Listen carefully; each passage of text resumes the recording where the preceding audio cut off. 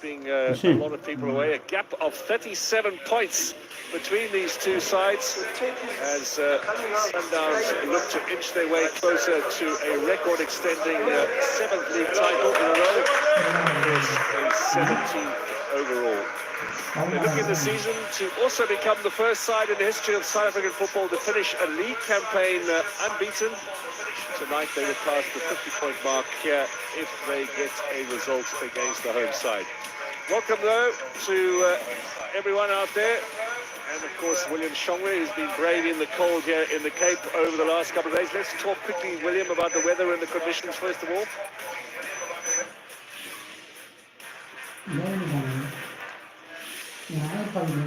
There's a little bit of wind, but further, it's just soft underfoot, and that for me is the biggest challenge. Yes, the roll of the ball is going to be excellent, the bounce is going to be beautiful, but it's too soft, and you might see players slippery all over the pitch. Two changes for Cape Town Spurs on the side that lost at Chippa United in their last encounter.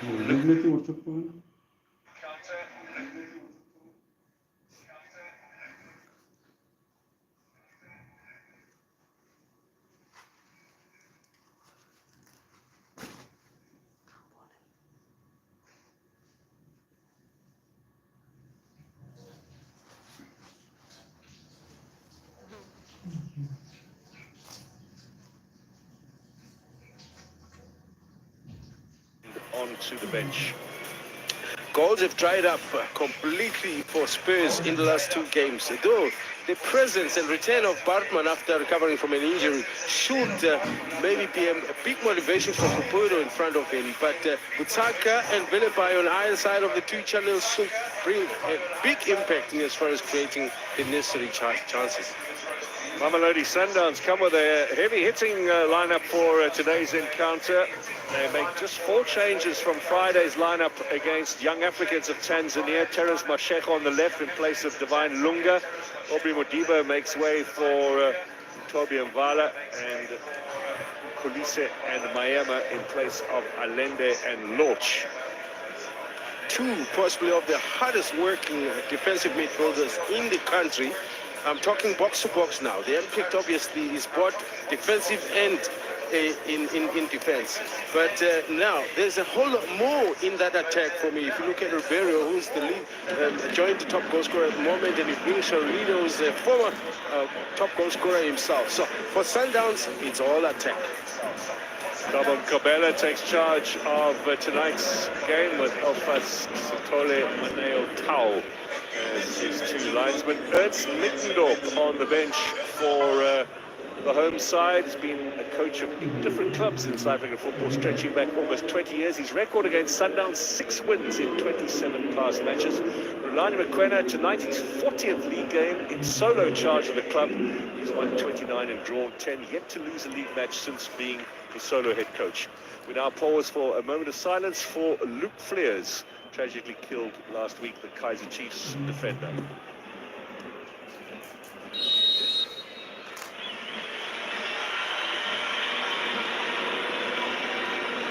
Spurs begun the year brightly without defeat in 4 successive league games. They picked up 8 points out of a possible 12, but they've lost their way again a little with successive defeats to Morocco Swallows and Chippa United in their last 2 games. They are looking for only a 4th league win of the season, 1 less than the number of goals that Mamelodi Sundowns have conceded in this campaign. It really is a David against Goliath's tussle tonight. 34 scored for Sundowns and only 18 for Spurs. That personally tells the story a whole lot more. But even worse for Spurs, 13 line conceded. That makes the story even more difficult. But you know what, in this type of games, listen, there's always that slight opportunity. Maybe, just maybe, you just never know. But this is the game of football. Last 2 league matches for Sundowns, they took a while to get their goals. Maritzburg, they won 2-0. Lorch scored late in that game. He grabbed a double. And then the last league game at home against Richards Bay, 5 minutes into stoppage time at the end of the game, Junior Mendieta with the winner. The last time Mamelodi Sundowns lost a game in domestic football was right here at the Athlone Stadium. Stellenbosch beat them in the Nedbank Cup quarter-final last season. It was on the 15th of April. just under a week shy of a year ago now. We wait to get matters underway. Sundowns will attack the goal to the right-hand side, restoring that top two attacking pair.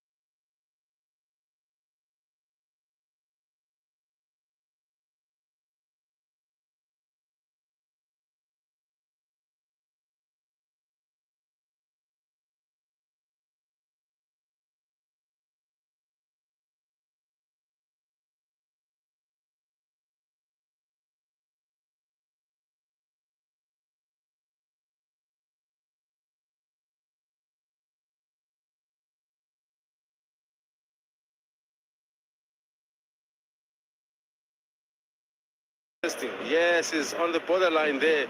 Very, very tight call indeed. For Sintoli, the linesman on the right-hand side.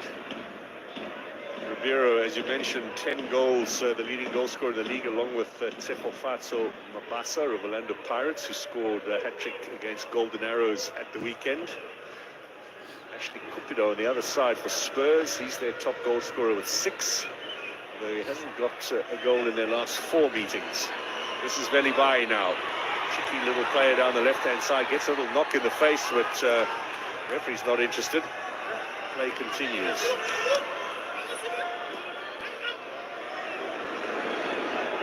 Yeah, Kuti spoke about Cupido.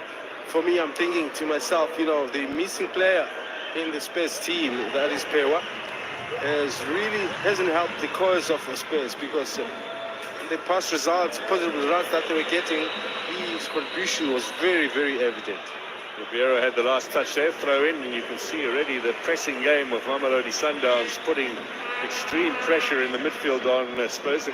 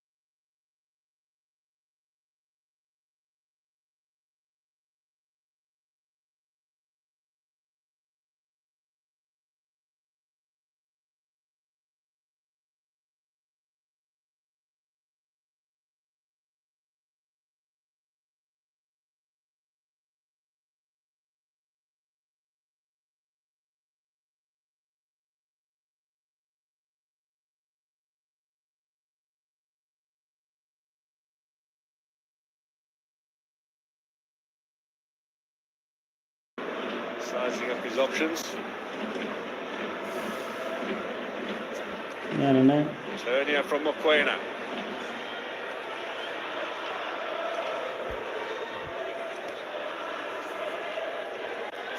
Well out wide. Now Mashego. Joining the party's Tembazwane. He's the creative force, of course.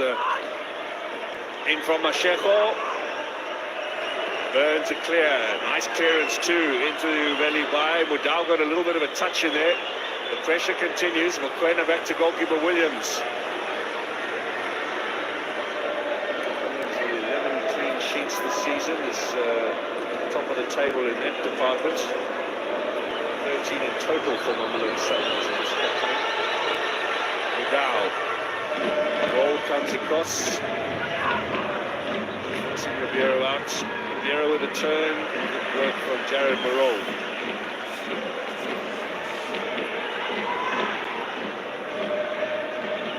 A bit late with a tackle.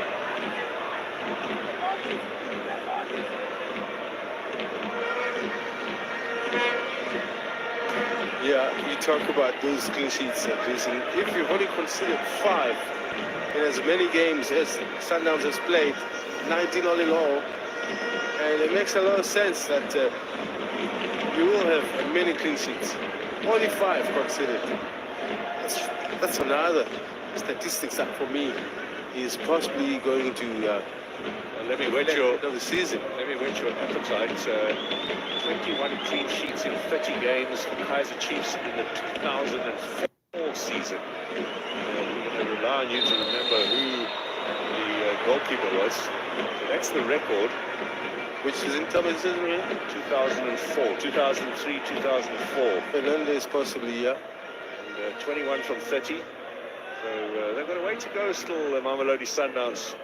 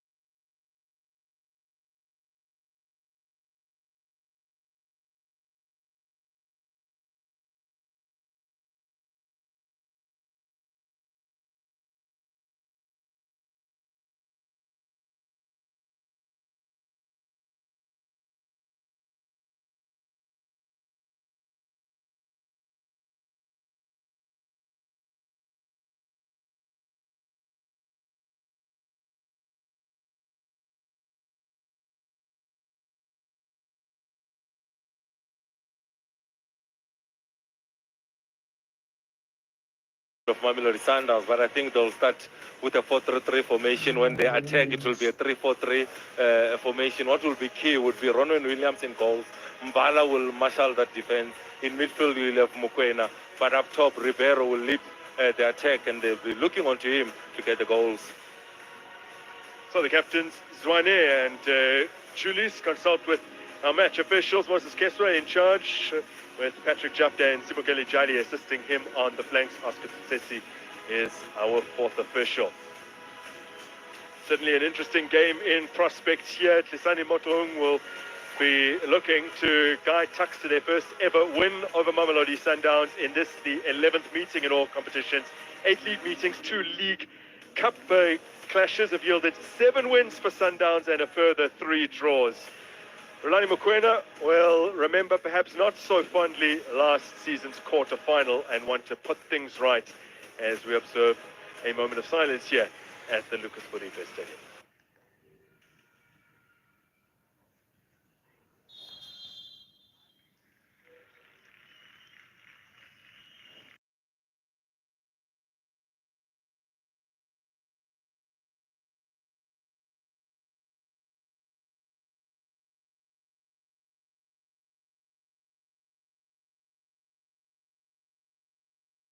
General Counsel for the MultiChoice Group and former SuperSport CEO.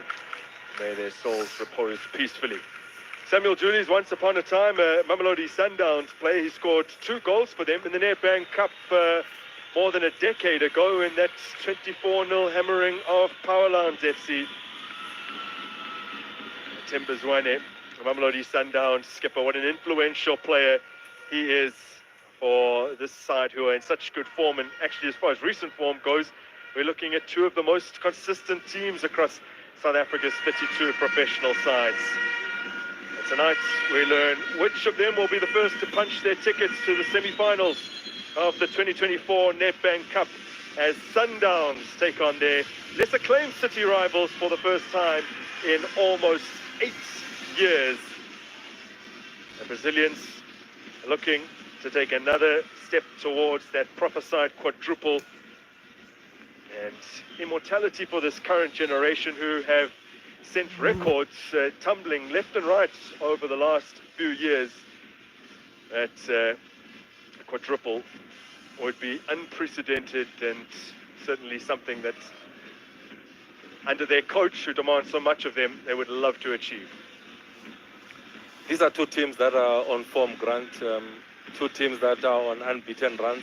When you're looking at this Tuks team, 16 games, unbeaten in all competitions. Mamelodi Sundowns, the last I counted was 43 games, unbeaten in all competitions. So these are 2 teams that will come into this game high on confidence.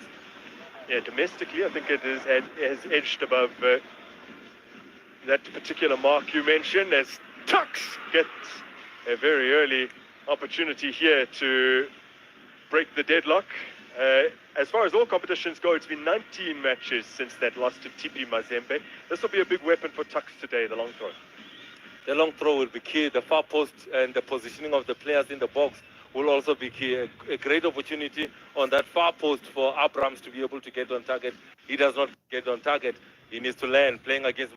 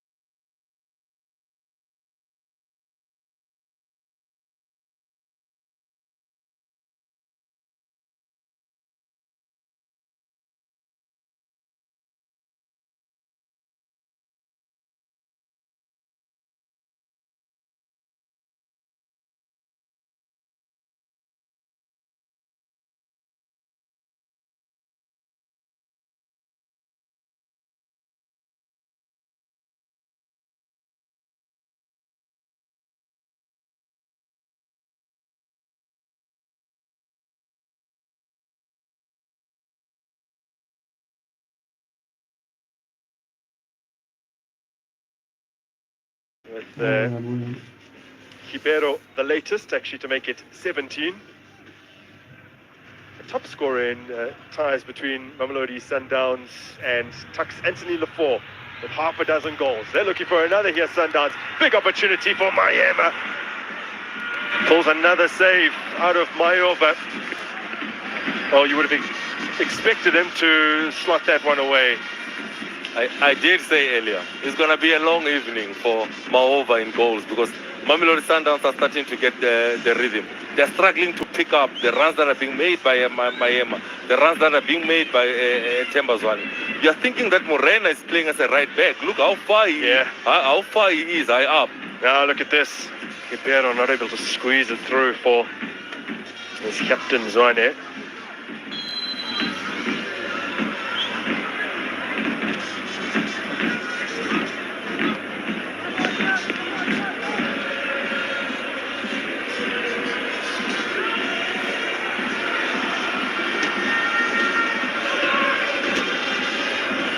One thing about the shape of Mamelodi Sundowns, when they are on the attack, you'll see that Abbas will then drop in between Mvala and Kekane. And then Kekane will go cover the right-hand side of defense for Mamelodi Sundowns, as you see in this instance.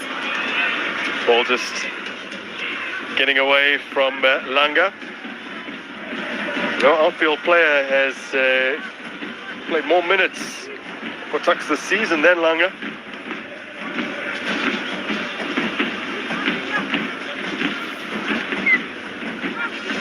Sundowns, as illustrated by the shake of the head of Teboho Mokoena, will perceive this as a cheaply given away corner.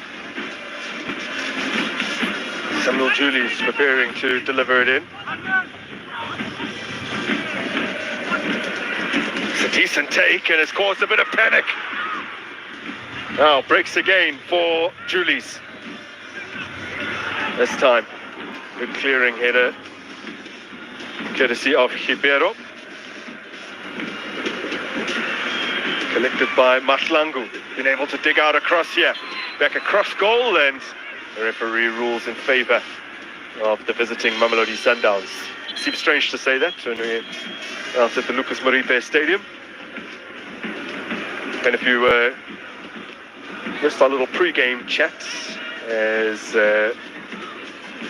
players stopped here for what appears to be a head injury, not only for Grant Kekana, but also some kind of niggle for Ronwen Williams. So whilst they attend to that, to just maybe explain that Tuks Stadium not available today because of a rugby match. So rather unfortunately, they come to the stomping ground of Mamelodi Sundowns.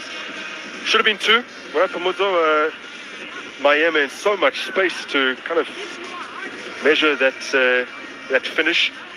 At Mayova quickly enough diving at his feet.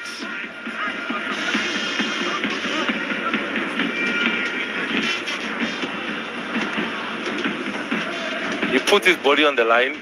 He makes a great save, but I think it's Biane that gets the shin of Ronwen Williams in that moment. But I think the medical team has done their magic there. He seems to be pulling up his socks. But it was a good opportunity for Tuks, and if they are to get a goal this evening, it will be from a set play or a ball that is crossed into the area, because physically they look to be dominating that defense of Mamelodi Sundowns.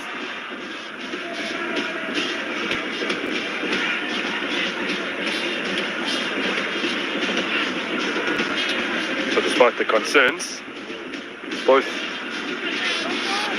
Williams and Kekana, although the latter is still rubbing his head on the side of the field, are back up to their feet. Kekana waiting to get the signal that he is able to continue on. And outside of your picture, he has indeed been ushered back onto the park. One of those important players for Bafana during AFCON, an important member of this Mamelodi Sundowns team because of his versatility. He can play as a centre back, can also play as a right back, so an important member of this Mamelodi Sundowns team. Now Julius. Ayene for Sundowns. Morena.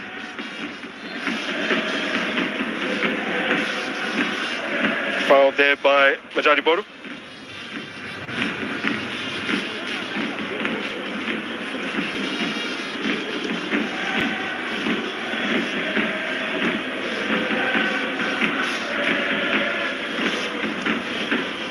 this for Sundowns. The meet in a sandwich of 3 games played in the space of 7 days. Tuesday, this past Tuesday, then tonight, and again on Monday they'll be away to Morocco Swallows in Dobsonville. That game moved a day earlier from Tuesday to accommodate Sundowns' wishes, because they will be on the road heading to Radez to take on Esperance de Tunis in the semi-finals of the CAF Champions League next weekend.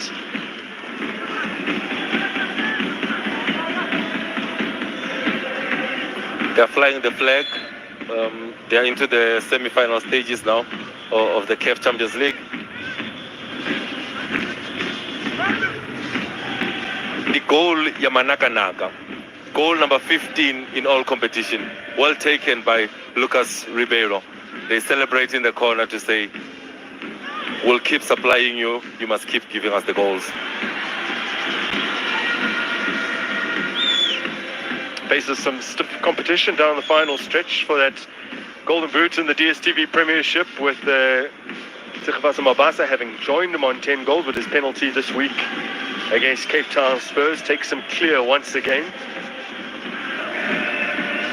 Ed Mabasa scored his penalty. Yeah. We'll be speaking about both Sure. of them on 11 goals, but yeah, it's going to be an interesting one to watch towards the end of the season. Both players are surrounded by amazing midfielders, ball-playing players that can create opportunities for them up front. They just need to take those opportunities.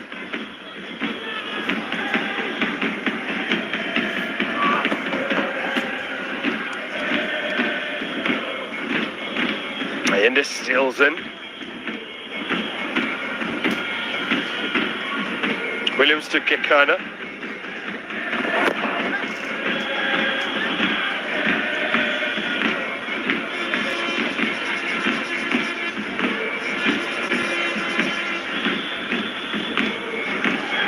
Tuck's doing a good job of not allowing Mamelodi Sundowns to escape without some considerable effort. Now they have got the ball beyond the press, and Ribeiro comes forward. Allende almost got away from Morena. Modiba. Dinked into the box by Morena. Retrieved here by Ribeiro.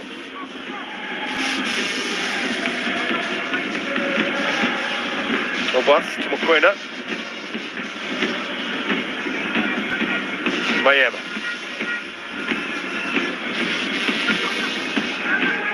There's Aubrey Modiba. Forced the own goal in last season's quarter-final against Stellenbosch. Wicked shot that hit the crossbar and then back off Lee Langeveld. Was credited as a Langeveld own goal. That resulted from the powerful Modiba shot, and they went on to lose that game, as we've already alluded to. Yes, going Kekana, swept towards him by Batusi Obas, and then Obas moving into space to get the return pass. There's Allende. Looking for Mayema.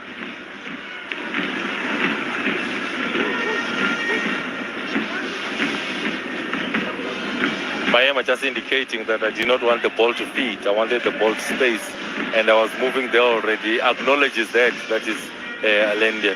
They're starting to find their rhythm when Abbas and Mokoena Allende in that triangle in midfield. Once they start making those 5-meter passes and they keep moving forward, that's the danger that Mamelodi Sundowns possesses in that midfield.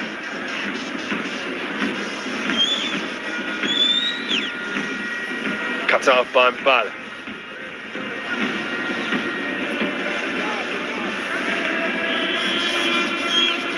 Back to Ronwen Williams. Just waiting to attract a little bit of pressure there. And what about the quality of the pass? Unbelievable. From his own box to the half of the opponent on the ground from a keeper. Now here's Rane and Modiba. Similar position from which he, I was going to say scored against Stellenbosch in the quarterfinals last season. Of course, it was an own goal, but continuing to conjure chances here are the Brazilians.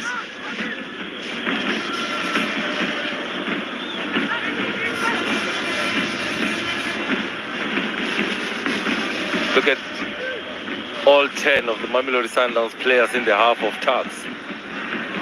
The patience from Umbala, they are not retreating, they are looking for space. Allende finds it in the wide areas, and look at Ribeiro popping out. Ribeiro can't bring it under his spell, and Tuks will get a free kick, some respite for a side from the Motsepe Foundation Championship. Rajoli Bodo, the man fouled, has appeared in senior football for Mamelodi Sundowns, having come through the youth structures, made a couple of sub-appearances in the 2021 season after loan spells in Tata Bucks and Ajax.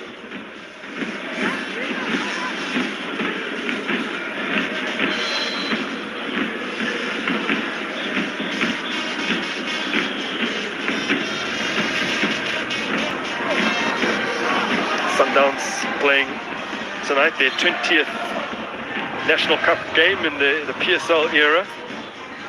Their record in the last 8 reads 113, lost 6. Pretty good at this advanced stage of the competition. And with their early goal from Ribeiro, they have now scored in 19 of 20 quarter-final matches in the PSL era. The only time failing to score in the last 8 to 2-0 defeats to eventual finalists Orlando Pirates back in the 2015-16 campaign.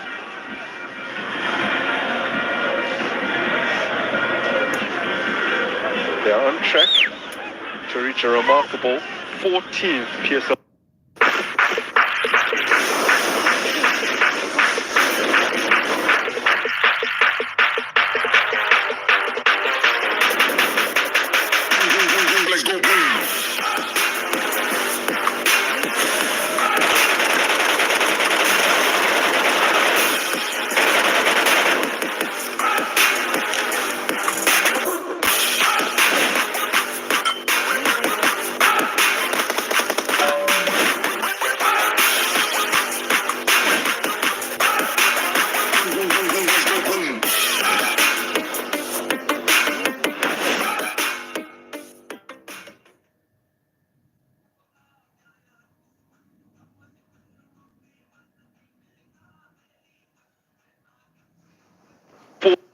To work on, maybe this is something that other DSTV Prem teams can watch this game and think the long throw is a threat to Mamelodi Sundowns.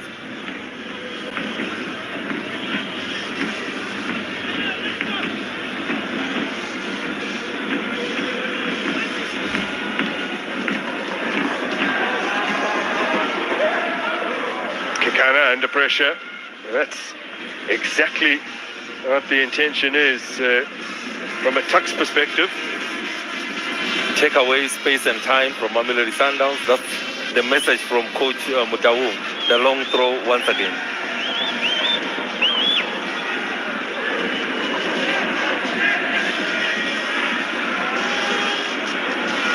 Langa looking to take some of the slickness off that ball, and he's again got a lot of distance on it. So Mamelodi Sundowns have done well to clear their lines.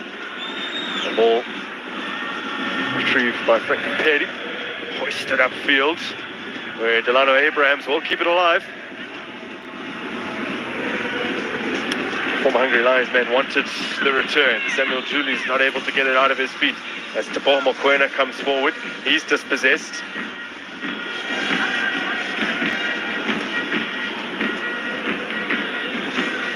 They look long for Langa.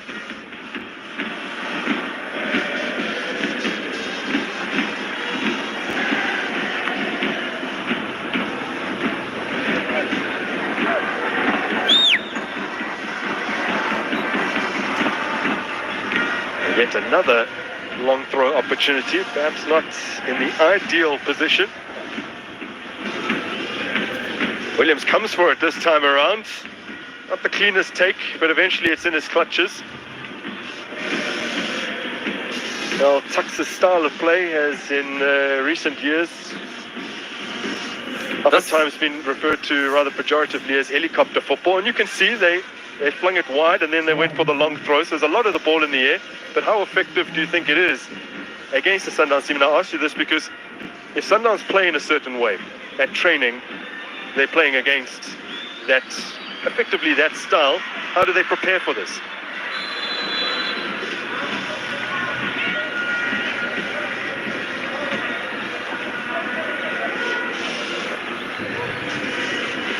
With a foul on Opas.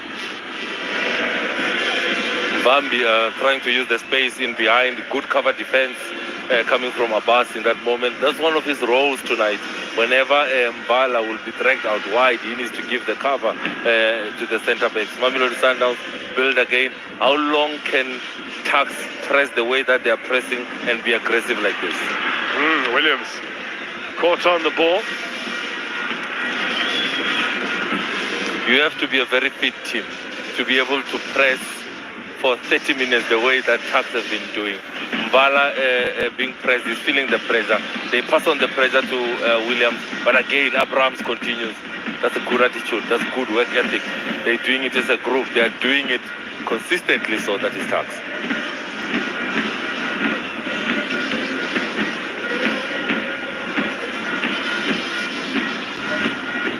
Bennett, ready for company.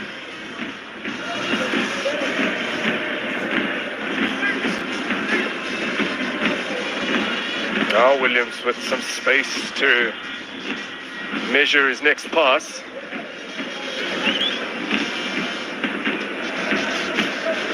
And by his own incredibly lofty standards, he won't be best pleased.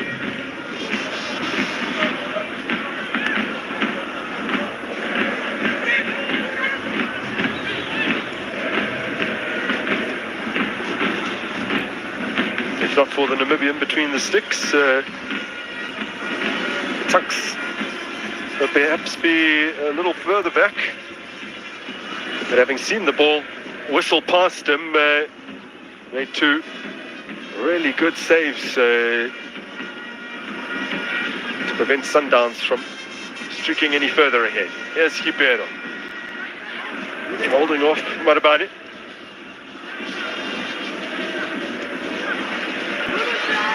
Mokwena.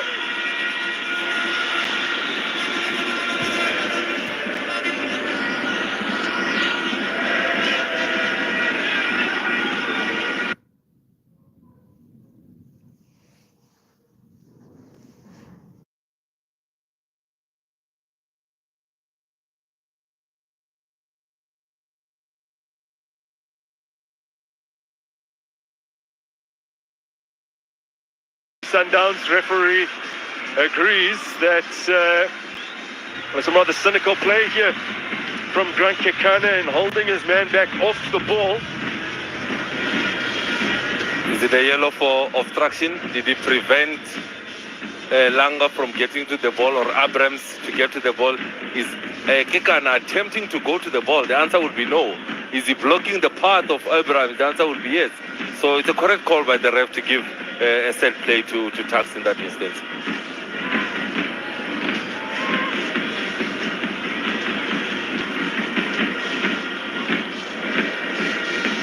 The way Mamelodi Sundowns are keeping a high line, they don't want to defend. They don't want to head that ball that is flighted into the box. They'll rather keep it a high line like this because they don't want to be in a competition to head the ball. And in response, Tuks lifted over the top, and it has been turned in.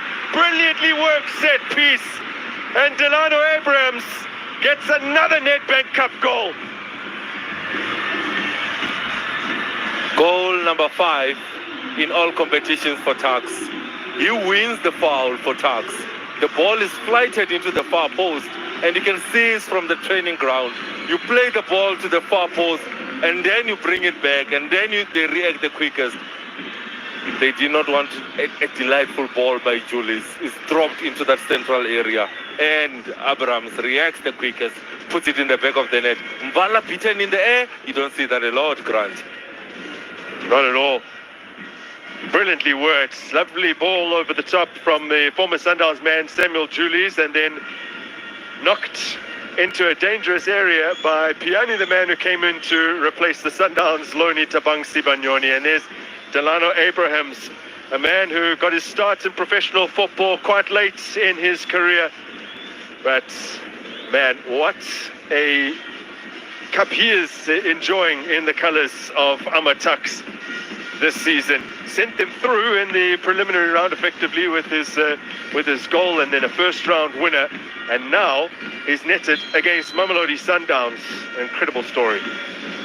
Two teams that are playing to their strength. Mamelodi Sundowns, short passing game, small triangles, overloading areas. Tucks, they know how to play one way.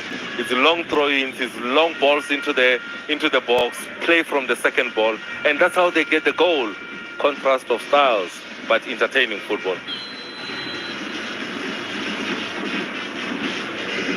And if they hadn't already exerted pressure from set pieces, and I'll include the long throws in that category of set pieces in inverted commas, and perhaps Sundowns wouldn't have opted for setting up in the way that they did to defend that particular free kick. So as nervous as they were perhaps about the aerial threat that Tuks possessed, but the students still found a way. I still feel that Mamelodi Sundowns can deal with those aerial balls. You've got a Kekana, you've got a Mvala, you've got an Abbas, that's height. Mokoena can also assist. I think that had they not offered so much space in behind their defense, they could have dealt with that ball. Foul on Mokoena from Abrams. Well, Mamelodi Sundowns came into this match having conceded just one goal in their last 10 games in all competitions. They had hit 9 hours without conceding, almost 9 hours without conceding, before Abrams drew Tuks level here at the Lucas Moripa Stadium.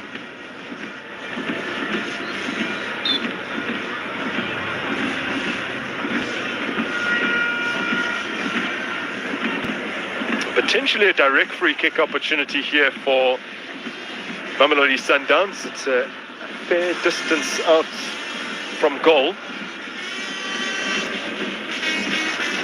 A cut of the grass would indicate that it's just over 30 yards out.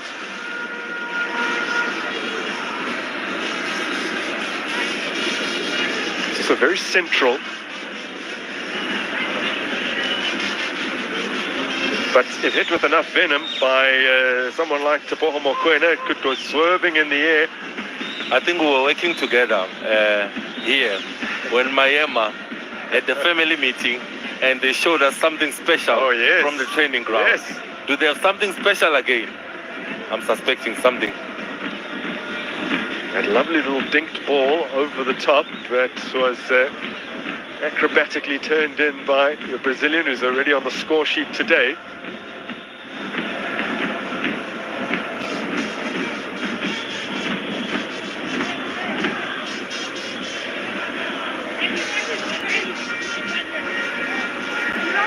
Four-man wall assembled. 3 Sundowns players confer.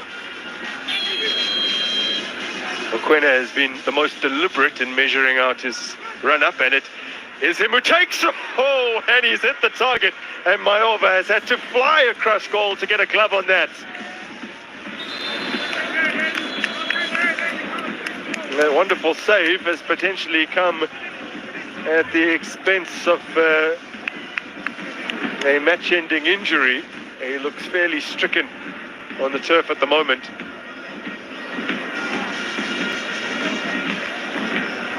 He just missed it. I thought he collided with the upright in that instance, but he puts his body on the line. Good feet movement, good reflex save, well taken by Mokoena. Maybe lacked a little bit of power. It gave the goalkeeper an opportunity to get there. And Mokoena appeared to be looking for that fine balance between power and a little bit of curve. He almost unhinged his leg from his hip to whip that at goal. Mayova equal to it.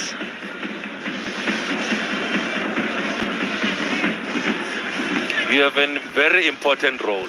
When we defend, you get in between Kekana and also Mvala. When we attack, I need you next to Mukwena playing forward. That is the reminder that he's getting from his coach to say, you have a very important role, very versatile.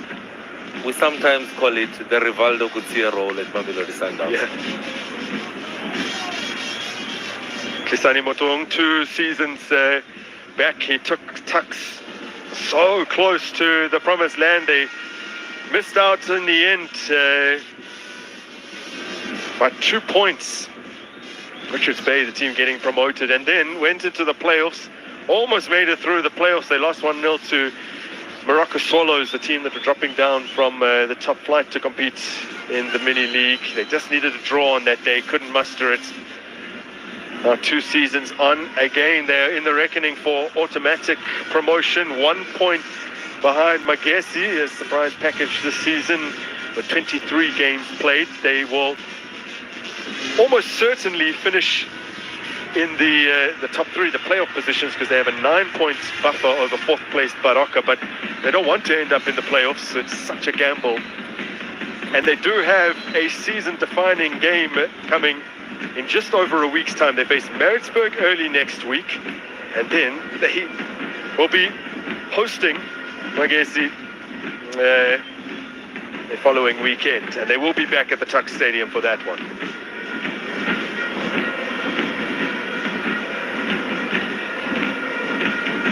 Kekani, Treading a... he's on thin ice. Yeah. He's already on a yellow. Yep. Is the referee still attending to the injured players? To the injured player on the floor, on the ground? And is going to attend to Kekani later, or has he attended to Kekani?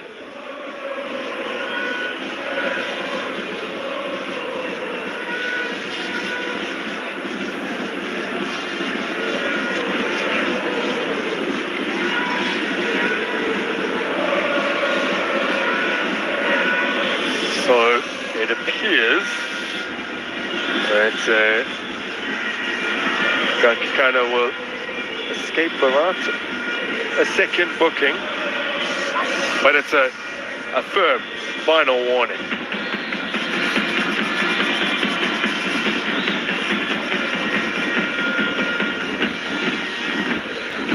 Now, how much does that play on the mind of a defensive player like Kekana, trying to navigate the remainder of the game?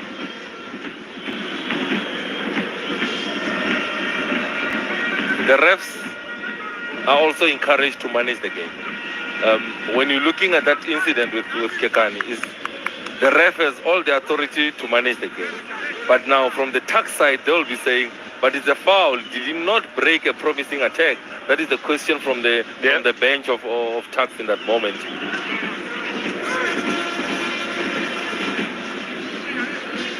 Well, Kekana has only ever been dismissed once.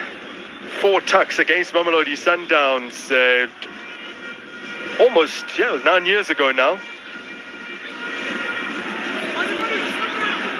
Treading on thin ice this evening. A whole half left to play. Abrams done well.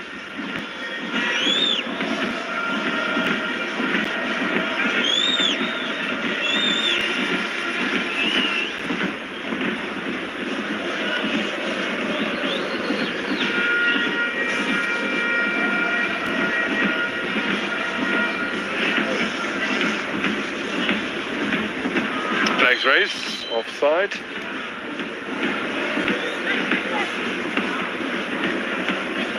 He has had a good game so far. He's one of those players for Tucks that triggers the press. He's making the runs on the shoulder of the last defender. This time he drifts out wide, but he does not look at the last man of Mamelodi Sundowns. That's why he's caught offside.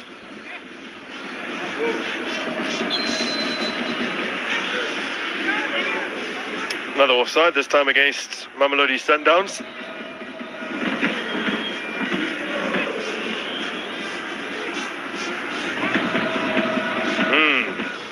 And that unlike the call just moments ago, is not correct.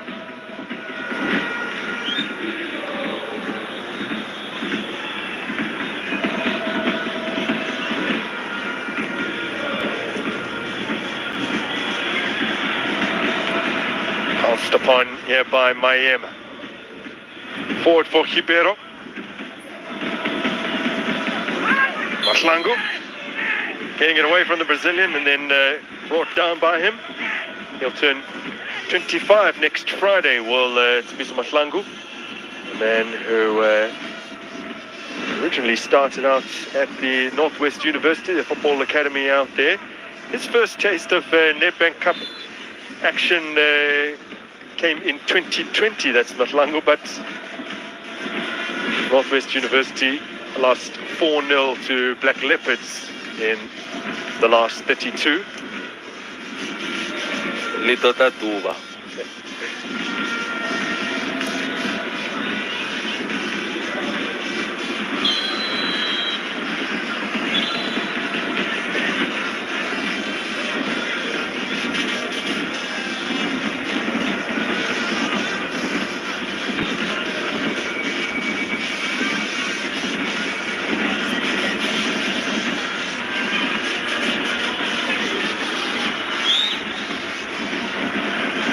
Easy pickings for Mayoba.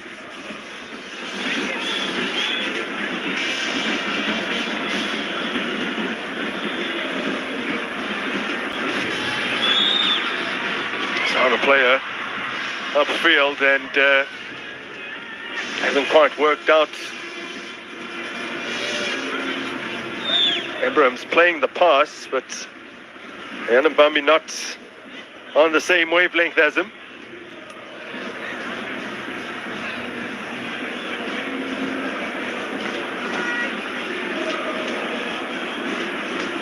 Ribeiro to Zwane. Morena losing out against Majadi Boru. Modiba fighting to win it back. Morena. Here's Mokoena. Kekana to Mokoena as we enter into 3 additional minutes. Almost worked the space to shoot. Did to ball Mokoena. He's already tested Mayoba from range, albeit a set piece. Piani's back defending. Played a lot of football off the bench this season. Piani, 11 of his 19 appearances in the league have been as a substitute. Tabang Sibanyoni from Mkuma, not available tonight, as well as Dubulana, all contracted to Mamelodi Sundowns.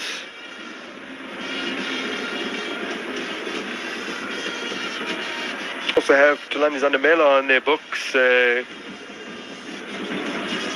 linked to Sundowns via M Tigers. He played for their Diski team. He doesn't feature this evening, although there were no contractual restrictions in that regard. Allende quickly out of his feet to Morena. Now Zwane couldn't fire off the shots. Abrahams has got pace, tracked by Mbala.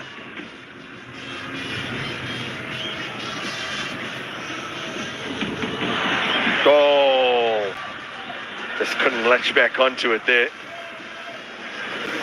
He is having a superb first half.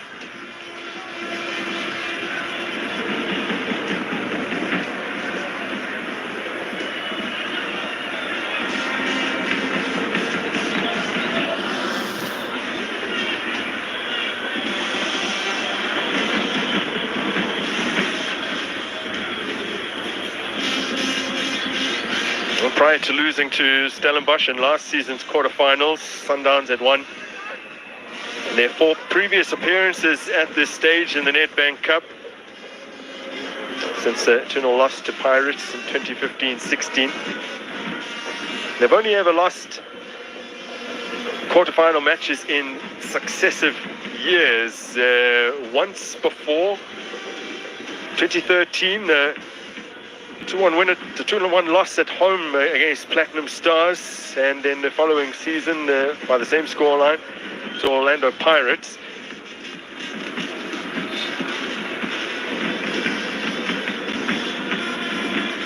They would love to avoid back-to-back exits at this stage once again.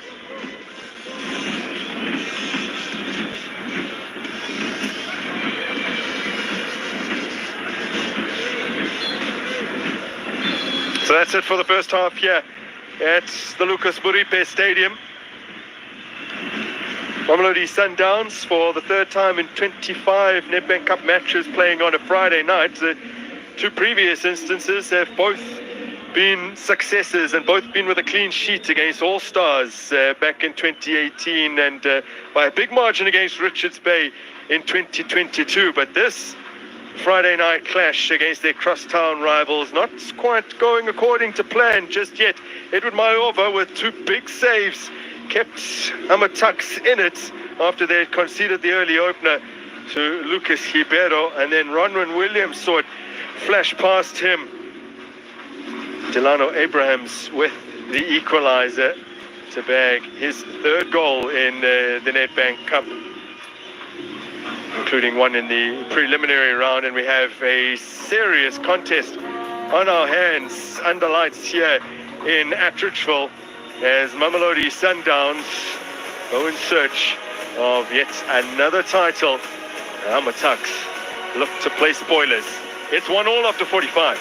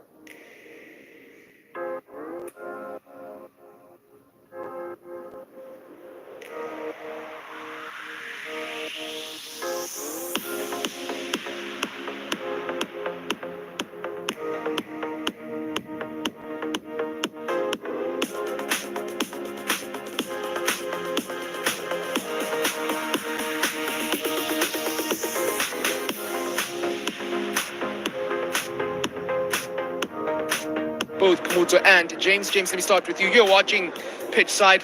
How engaging of a football has that been? Unbelievable. Yeah. You look at the tactics from Sundowns have been on par because of they wanted to start a ball from the back, inviting the press from Amatax. But once they start bypassing that press, that's when Amatax, they were found depleted at the back. And if you look at Miami, he almost kept the width and Ribeiro dropping a little bit deeper to collect. And that's where those on and off runs were catching Amatax with surprise. Hence, they will look as if they're not compact.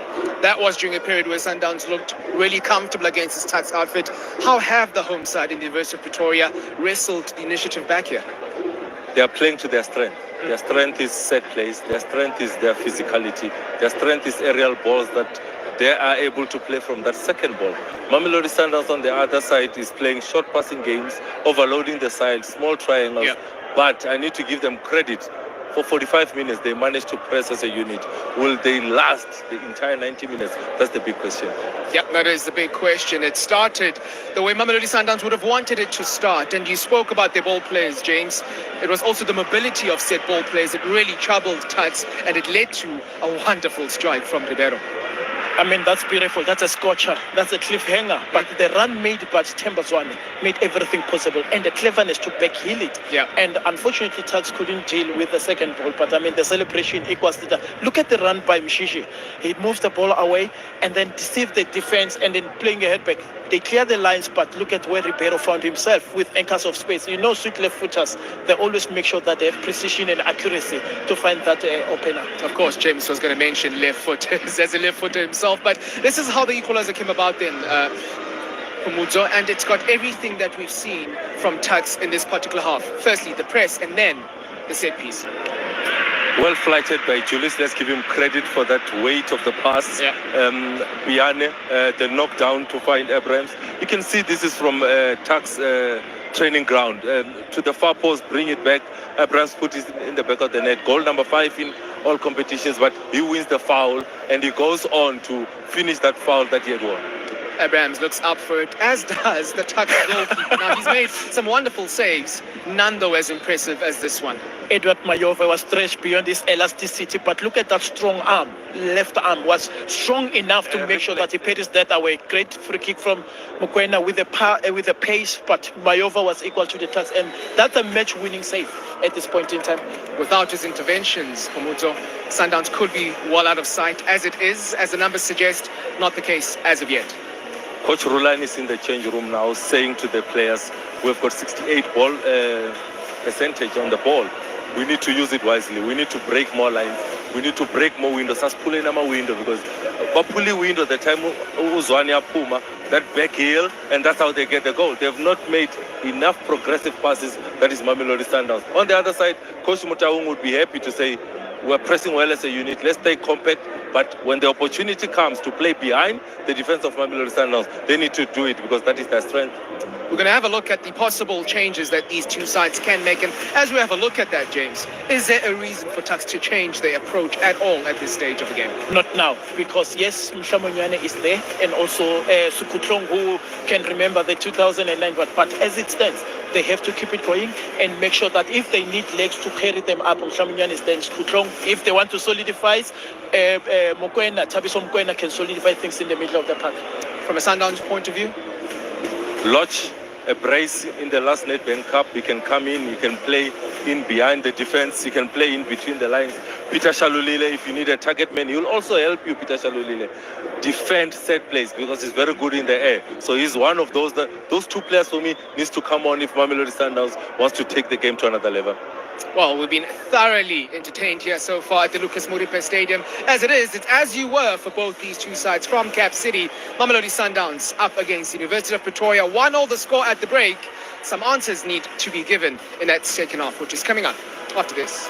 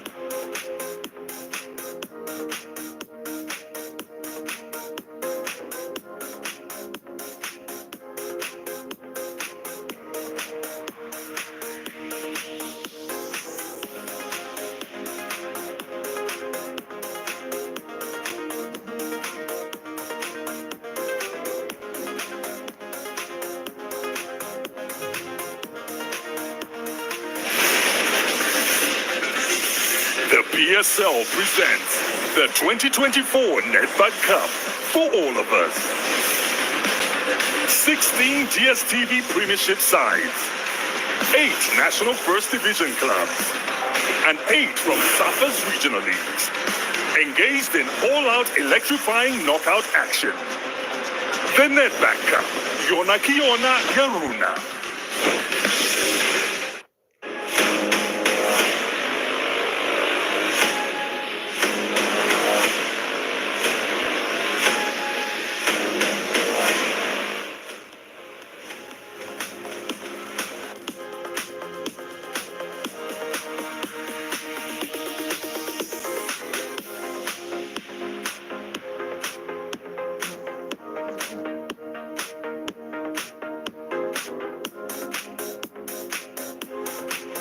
Well, Mamelodi Sundowns, the undoubted pre-game favourites, have a lot of work to do in the second half of this capital city derby, with Amatuks having drawn level after Sundowns opened the scoring inside 10 minutes.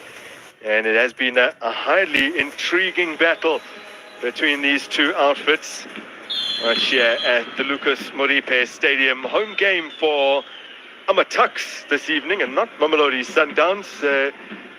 Tuks for only the second time this season playing away from the Tuks Stadium when at home. The other instance was a little earlier in this campaign at the Giants Stadium against Pretoria Callies. They picked up a late win in early October. Two proceedings here in the second half. Majadi Bodu, now 29 years of age, would love to get one over his former club. A foul on Wachela Allende to set the tone for this second period.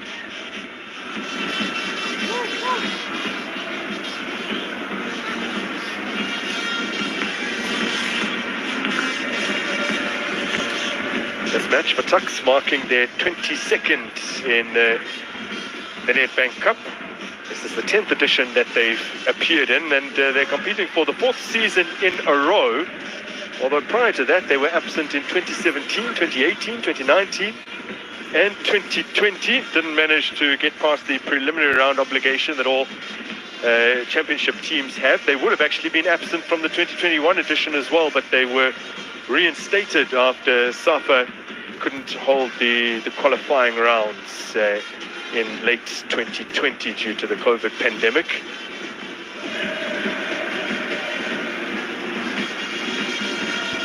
And they have got to the stage in the past previously. It's the 4th time they're competing in the quarterfinals, Tuks, but they've only progressed beyond the last 8 in one instance, and that was their first appearance at this stage back in the 2008-2009 season, when they overcame Bloemfontein Celtic by a 1-0, having got the better of Kaizer Chiefs right here. I think an excellent take by Maema. A good spin. He spins his defender. Good first touch, and Gama's no other option but to bring him down. Mamelodi Sundowns attracting Tuks to come out of their positions to be able to find that player in the pocket. That instance, Maema.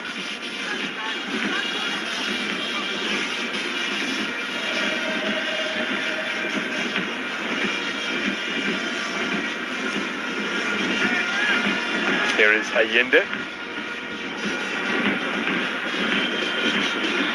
Fine, spins away from his man. Relinquished possession once again, Mamelodi Sundowns.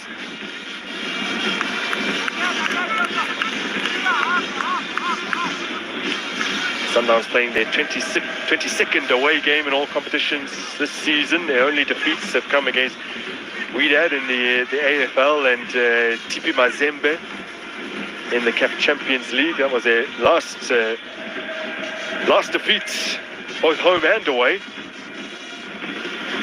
They did, however, suffer penalty losses to Orlando Pirates and TS Galaxy. currently unbeaten in 7 away games since that defeat to TP Mazembe last year in December.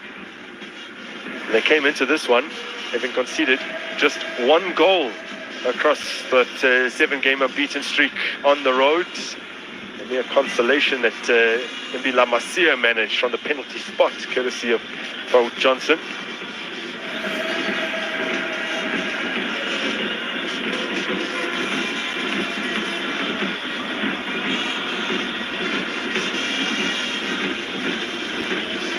Won't keep a clean sheet tonight, Ronwen Williams, but we'll be hoping for a few more in the DStv Premiership as we move towards the end of the season, because there's a fairly significant and long-standing record there to be broken by Mamelodi Sundowns, a record currently held by Kaizer Chiefs for 2 decades now. Fewest goals conceded in a single league season, 11 back in 2003-2004. Mamelodi Sundowns have conceded 5 currently, so they need to restrict their remaining opponents to just another 5 goals in the 10 games to come.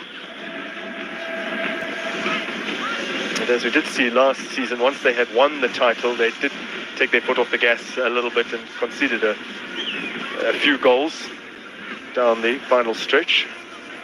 I think the main focus will be the big fish being the CAF Champions League. Yeah. They will rest their key players for that competition. Once mathematically the league is wrapped, they usually do that. That is Mamelodi Sundowns. Also, just to balance the minutes in the squad, they will rest some of those key players. Could be fairly soon as Ronwen Williams starts to play from the back. Could be fairly soon, I mean, in terms of wrapping up the league. Stellenbosch, who are 13 points behind them, have a total of 24 still left to play for. Won the title with 6 games to spare last season as Allende puts this into the area. Well defended. Collected by Mbala. And his return with Matobi Mbala with a great display, having been out for a lengthy spell after the Cup of Nations. Now Kekana twists away from Abrams. Oh, heavy touch from Mbala has yielded another set piece to Amatax. It's a forced error. It's the pressure coming from all angles. Abraham starts this pressure on Williams. He tries to offload to go to Mbala. But look at the number of white shirts around Mbala. In a split second, there's 3 white shirts around Mbala. Forces a corner, a set play. One of the strengths of this tax team. Let's see what they've been doing at training.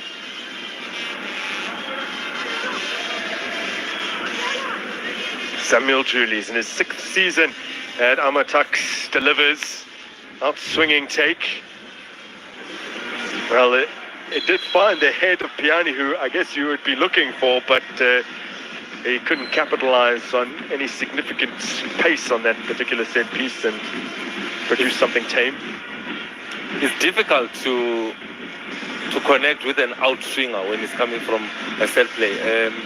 A professional foul, some they call it. It takes one for the team that is Langa in that instance. But it's always easier to head the ball if it's an in-swinger. It was a little bit difficult that time for Piane. Modiba dispossessed, hoisted hurriedly outfield without enough purpose.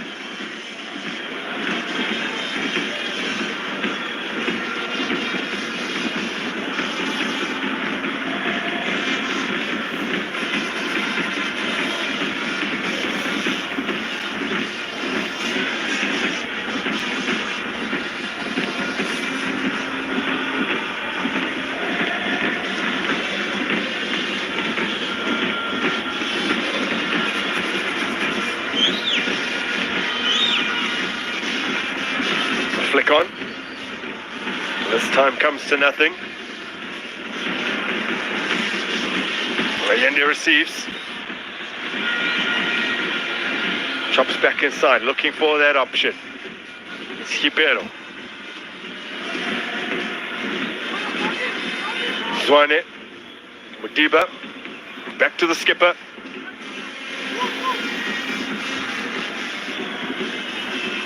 There's Mayema. Modiba again. Bursts and fields. And really nice piece of defending, Mambambi. Good tracking. He exposes the ball. Modiba, as soon as the ball is exposed, Mbambi makes the tackle, gets the ball, but Modiba is forced now, because if he doesn't make a foul here, they are going on transition, and it was a good foul coming from Modiba.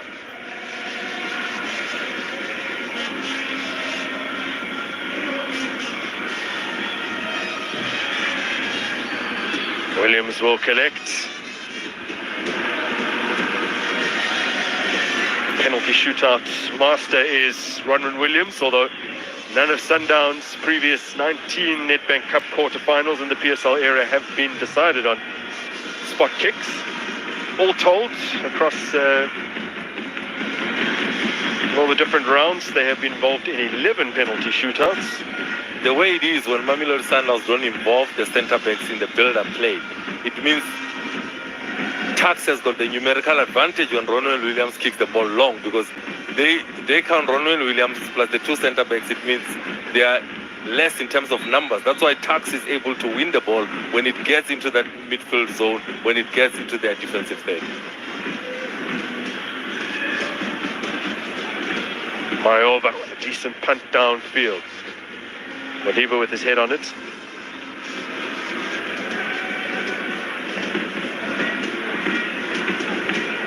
Whoever makes it through to the semi-finals will learn of their opponents on Sunday evening, following the game between TS Galaxy and Chippa United. Tomorrow we have two Nedbank Cup quarterfinals for you. Stellenbosch against Supersport United at 3, and then AmaZulu hosting Orlando Pirates in a 6 p.m. kickoff. Morena gives the ball away.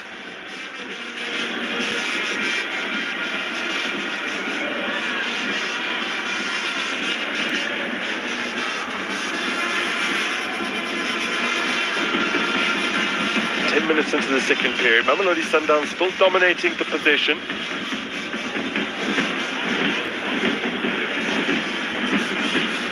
Tuks standing resolute.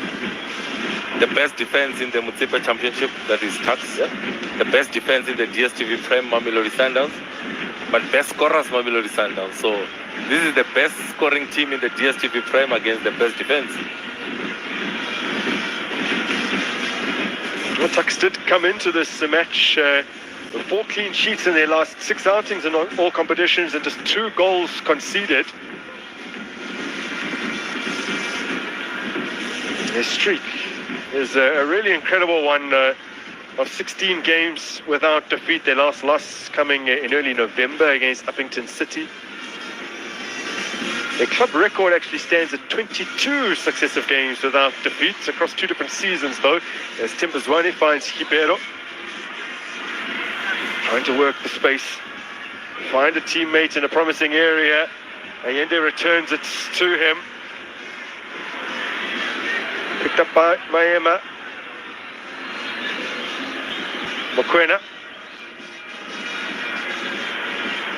Now Allende, and Ribeiro has misplaced his header.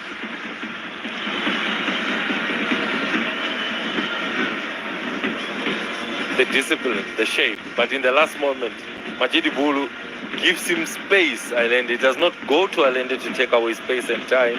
He stands off. That's why he's able to find that cross to find Ribeiro, unlucky not to get on target. Ribeiro looking for his second goal in the game. Yasin Serino scored 3 in the opening round. Uruguayan.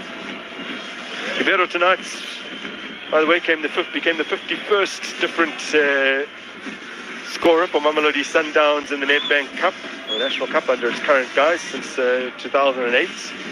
Peter Shalalile on the bench is the top scorer in the competition with 11.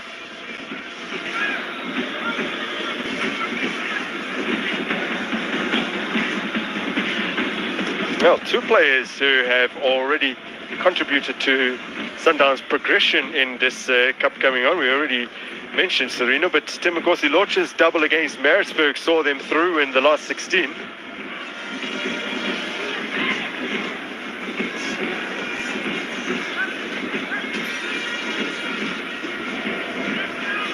they are struggling to have control in the final third. That is Mamelodi Sundowns. They need players that can play in between the lines. They need players that can play in the pocket, and they need those players to have goals in them, because it's 1-1 at the moment. Serino, a hat-trick already in this competition. Lodge, a brace already in this competition. So those are the two players that Rulani wants to bring on. Who does he sacrifice? That's the big question.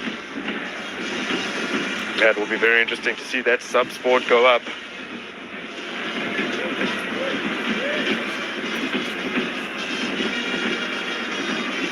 Would he be thinking it's not a game for the pace of Morena? Would he be thinking it's a game maybe to sacrifice? We've seen him take off Tembazwani a couple of times. Does he leave Tembazwani for the entire game and replace Mayema? Those are the three players that I'm thinking Rulani might be looking at in terms of taking off or withdrawing in this game.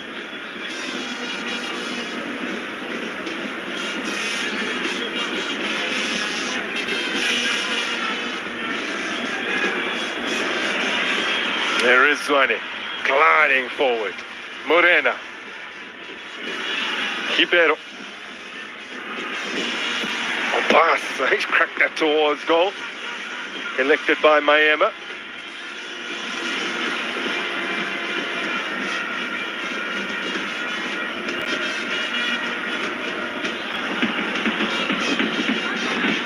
Half an hour remains.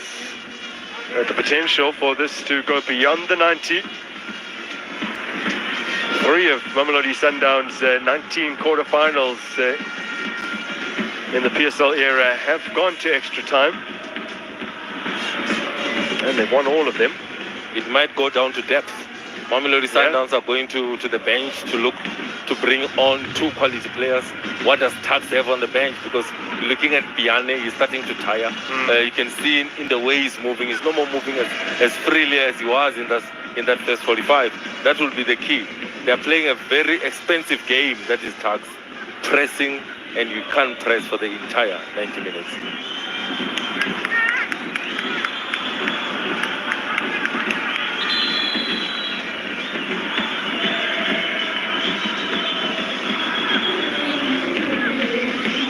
So, here come Serino and Loch. And now Mayema, as well as Tapelo Morena, are the players that are sacrificed. As suspected, it's Morena that exits. It's Mayema that exits. They leave Captain Fantastic on the field of play. Where will Lodge slot in? Where will Serino slot in? The prediction would be they will slot as the 2 10s just behind Ribeiro. Maybe Tembazwani dropping slightly deeper into that midfield. Lodge on the ball.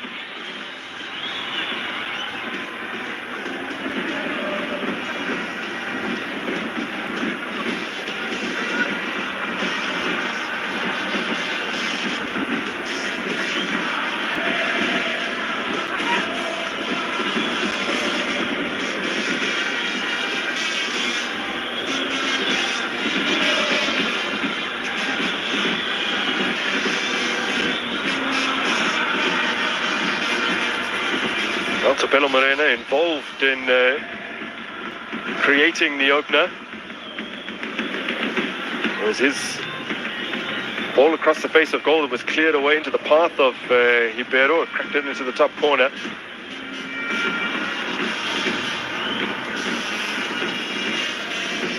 It's not often where you'll find Mamelodi Sundowns struggling to break the first line of defense of an opponent. But the discipline from Tuck's team has been excellent. That Mamelodi Sundowns are not finding the spaces that easy. First real involvement for Timogosi Lodge. He's given the ball away. Piani to Abrams. Gain an opportunity to show his pace. Abrams' ball in. It's fizzed across the face of goal. Decent delivery. He's going for the hard and low. He's going for the power across the goal. He's anticipating a touch either from a teammate or an opponent to turn it into the back of the net. Experience of Mamelodi Sundowns defense and goalkeeping department, they let it go through.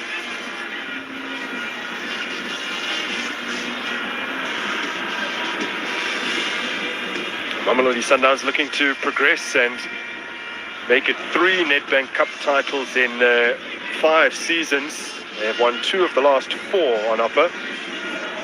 The freedom of Mamelodi Sundowns. Look where Mudiva is. He's been told to move up now by Ronan Williams. He then goes outside to find the Kakani. Look at where Mudiva is occupying the spaces now. And look where Zwane is occupying the space after those substitutions that have been made. Fala getting the bit of Abrams this time around.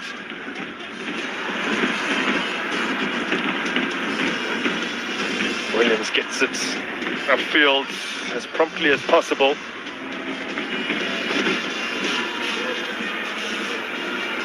Loch. Laid off for Zwane.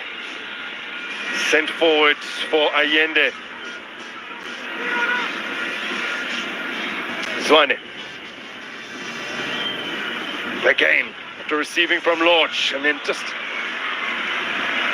can't touch it delicately into the path of Allende as he had intended.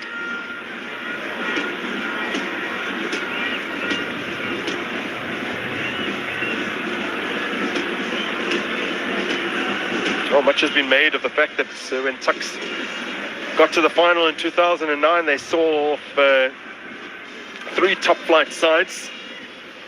This is the 3rd top-flight side they're facing in succession in this edition. There's that one. That ball goes astray. That's Loazi's story. He didn't finish it. Yeah.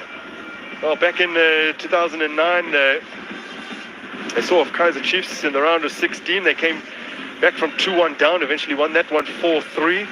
Got past Bloemfontein Celtic at this same stage. Is it the whistle game? Yeah. Is the game with the whistle? The game with the whistle. Okay. And then, en route to that game against, that final against Morocco Swallows, they beat Ajax Cape Town in the last 4.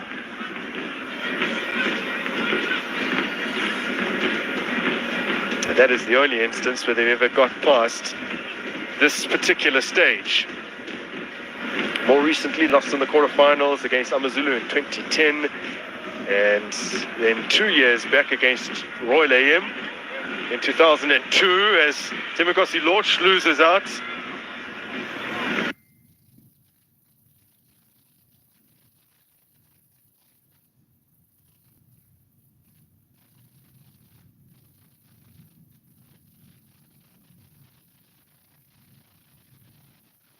Tuks not able to capitalize through Bambi. And the recruit from Bizana Pondo Chiefs. This is Ribeiro finding Serino on the turn. Obas. Ribeiro. Referee right on top of the action.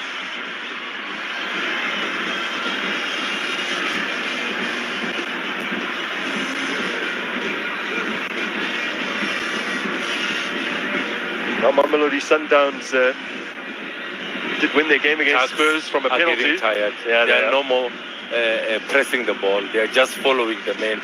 You can see Mamelodi Sundowns, they keep knocking. That's why they're getting more spaces now.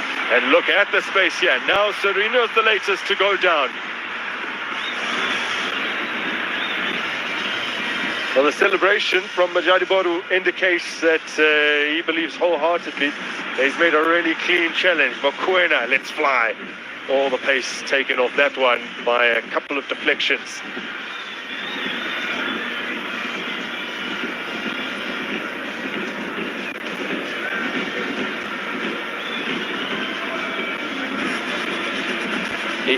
He does get Serino, but he gets the ball first. That's what the referee looks and sees. He gets the ball first, then on the follow-through, gets the touch of Serino. There's nothing he could have done with the follow-through.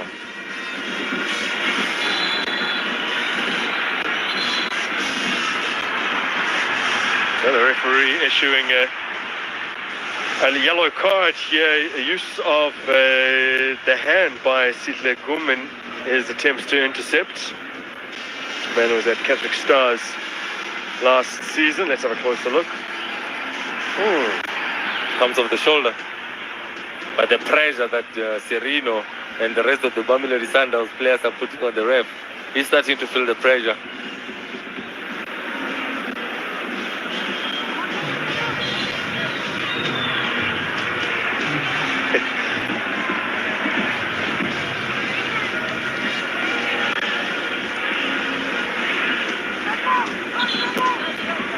So Tucks are looking to make a change here. Atungosi Tonisi is the man that will be coming onto the park. And Bambi exits. So it's the first change made by tonight's hosts. Bringing on a man who hasn't enjoyed all too much game time this season, Tonisi.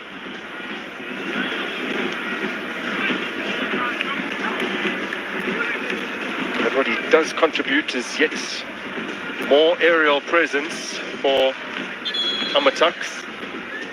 He has a goal to his name this season as well, having scored in November of last year and went over Platinum City Rovers.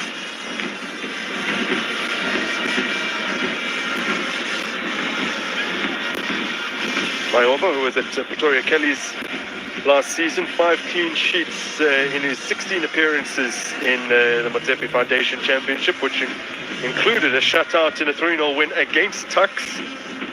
This season he's managed 11 clean sheets in his 21 league games.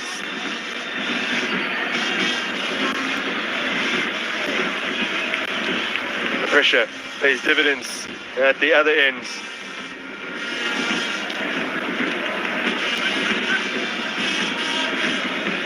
Set piece for the University of Pretoria.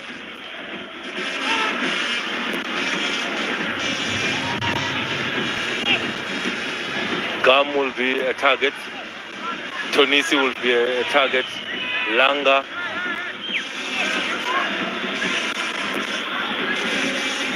They need a good delivery into the box. Julie's on the ball.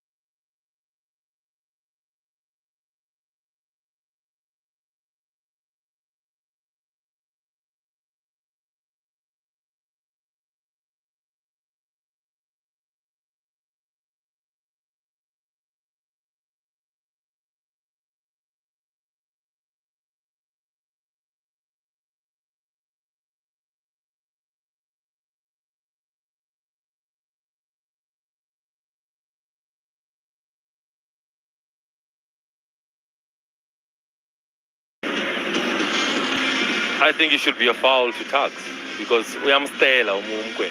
He's not.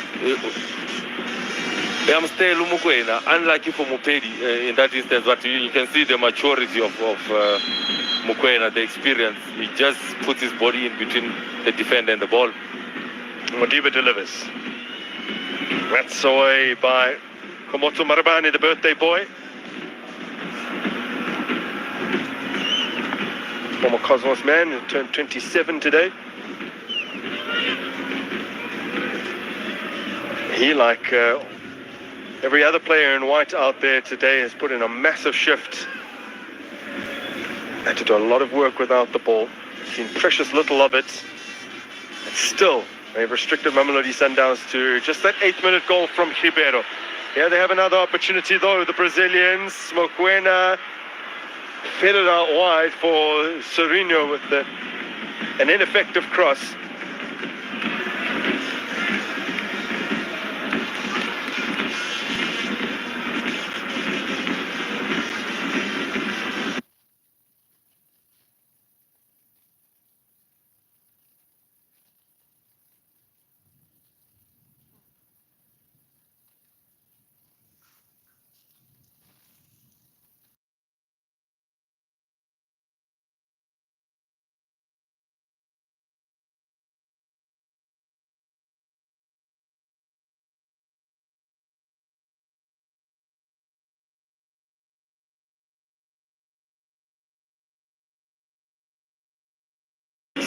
Making way.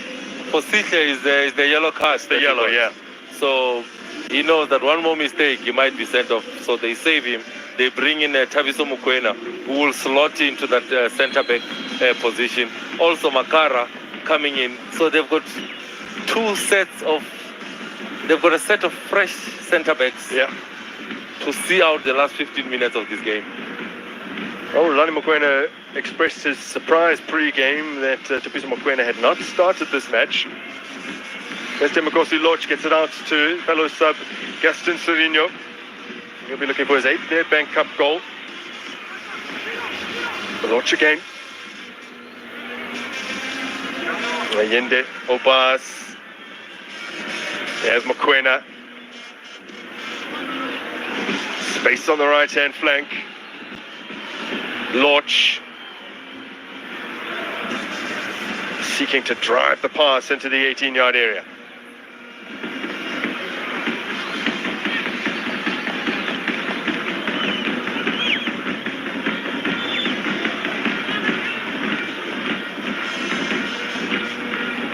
First 2 league meetings between these sides both ended in stalemate more than 10 years ago.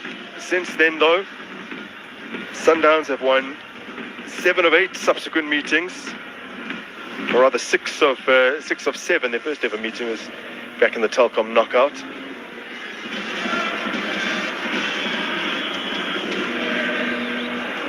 Tuks putting up a great fight.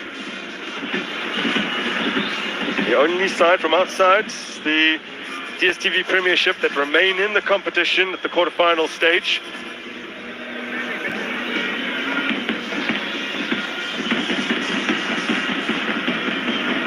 Under a quarter hour to go.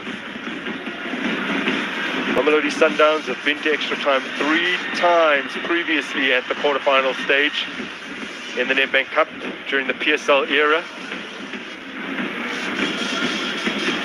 They needed extra time to beat Highlands Park back in the 2019-20 season. They got the job done against Orlando Pirates via a 3-1 scoreline back in 2010, and then just after the turn of the millennium against Manning Rangers. A 1-0 win back in 2001. All of those games requiring extra time. All won by Mamelodi Sundowns.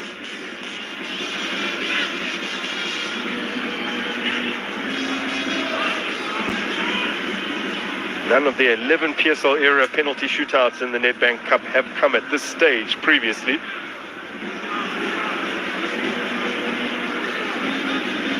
But with the tight turnaround time, the game, the rescheduled game against Swallows brought a day earlier to Monday. They really will want to avoid additional 30 minutes. And here is Mokoena. Oh, Well, the pass accurate enough, Zwane can't control. I wouldn't say Zwane couldn't control. I would say a very firm pass coming from Mokoena. Zwane is running at such high speed. Now look at this. Samuel Julies and Abrahams. Fierce shot straight down the throat of Ronwen Williams, mercifully for the Sundowns goalkeeper.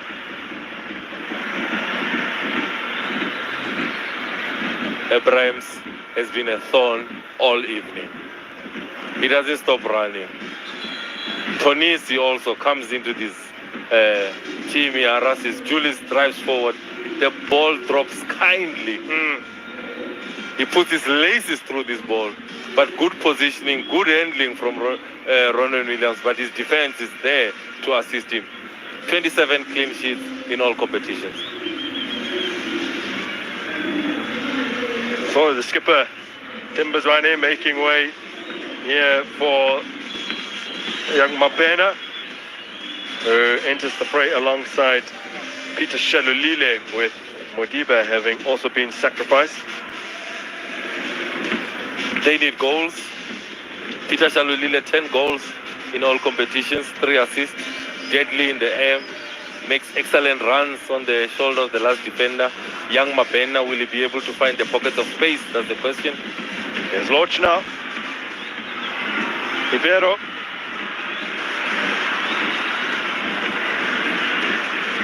Really drilled that to the feet of Sereno. Well left. Cleverly skipped. Scraped away from any immediate danger by Mokoena. Did you see what Loch was trying to do? Trying to dig one into the arm. Smart though. Into the final 10 minutes of the 90.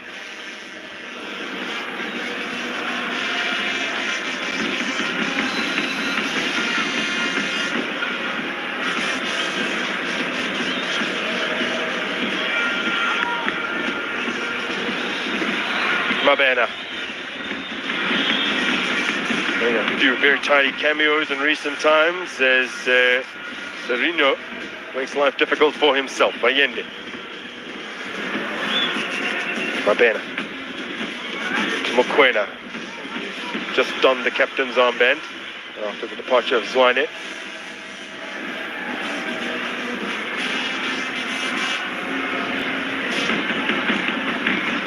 Nice pass, good turn, tame shots.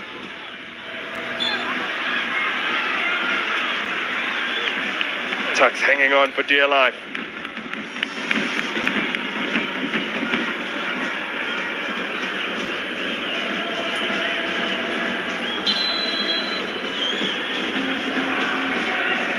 Yeah, correct call. Not attempting to jump, that is Serena in that instance. That's the goal scorer, Abrahams, down on the floor.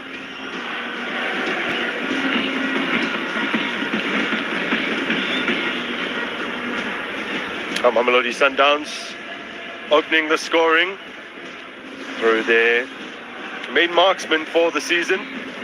Peter Shalulile, a little off the boil and plagued by injury over the course of this campaign, has been Ibero, who stepped up just past the half-hour mark, and from a really well-worked set piece, it's Delano Abrahams who sticks it past Ronwen Williams, with Piani having towered above those in yellow to assist him.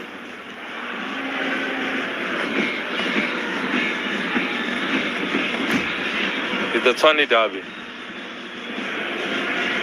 It's the students versus the Yellow Nation. It's the first time these two sides have met for 8 years, just under 8 years. And the last time that they faced each other, Anthony Lafort stuck away a hat-trick. Sundowns emerged 3-0 winners. And they did the double over Tucks, the season that Tucks were relegated back in 2015-16. It's a fixture that Thabo Mnyamani also loved, because he scored twice in the last 5 games against Mamelodi Sundowns. Only Tucks player to have scored more than once in games against Mamelodi Sundowns. Got a consolation in Sundowns' home game in Tux's final season, or last season in the top flight. Game in which Billiat and Castro had both scored. Billiat, after Lafort, who has 6, has 3 goals against Tux during his time again with Mamelodi Sundowns. Oh, that's good. Here's Mabena, shifts inside, puts it wide. Going for the lace, I thought he could have gone for the instep, just go for placement. Excellent ball by Mokoena to be able to find Peter Shalulile. Excellent hold-up play. He cuts inside onto his stronger foot. He's going for the laces. I thought, go for the hela, young man. But not a bad idea. You can see what he wants to do. Unlucky not to get on target.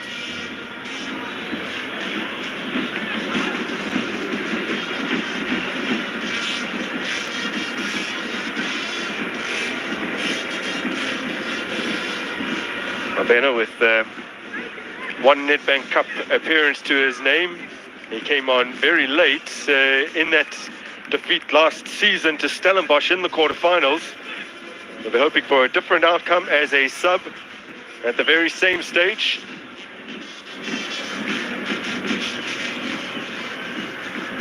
Hoping to bag another goal, having hit one back in September in the league.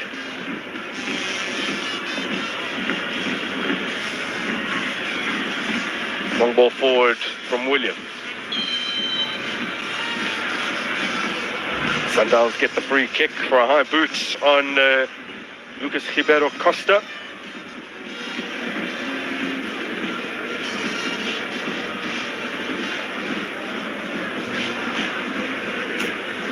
Relani Mokoena was born just after Mamelodi Sundowns collected their first National Cup title, and Stanley Shabalala back in '86. They are looking for their 7th National Cup crown, their 5th under the guise of Nedbank Cup. Since Nedbank Cup took over as the title sponsors in 2008, no side has won this competition more times than Mamelodi Sundowns. They have done so on 4 occasions, including the inaugural edition back in '08. Won 2 of the last 4.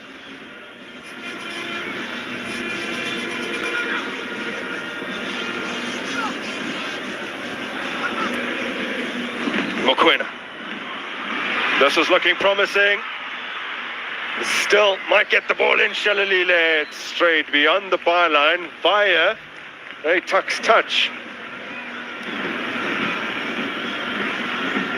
Lodge, intentional or not, he finds Peter Shalulile. He tries to spin his defender. Look at Mahlangu. He stays with him.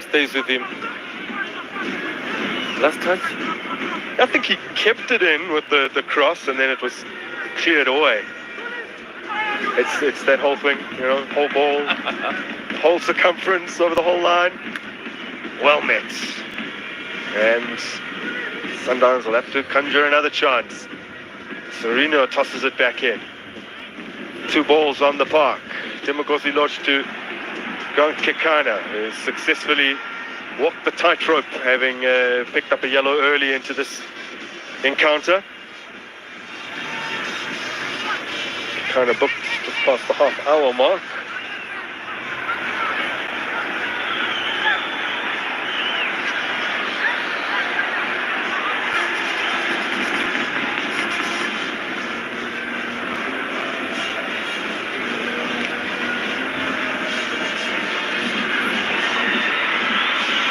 Rare opportunity here for Taxo Tunisi. Mvala, track control, and now Mokoena. Ribeiro, Lodge. Mabena making tracks on his outside. Lodge flings it forwards with far too much power.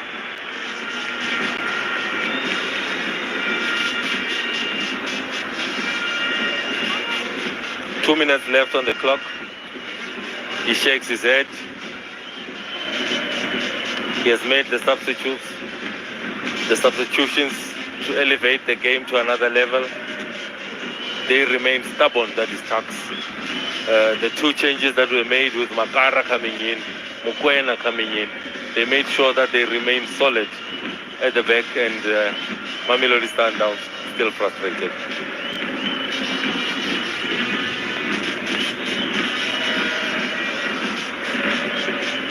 Allende. Yes, Serino chases on for Mabena. Keeps it in play.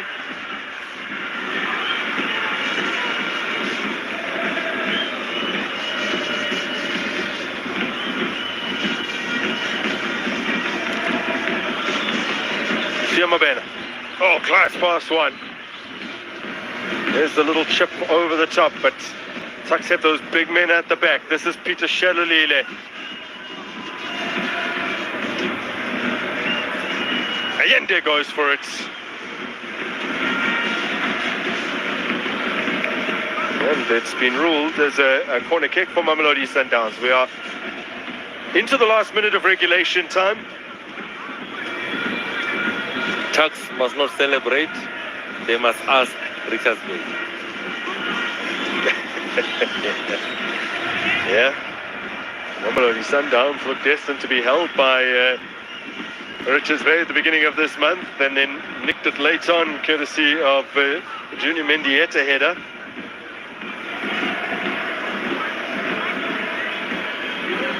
Allende's ball! Well, it fell for the sniper, but Peter Shalulile didn't have his crosshairs correctly positioned this time. You have to admire the run. You have to admire him meeting the ball at the highest point on that near post. That's the class of Peter Shalulile.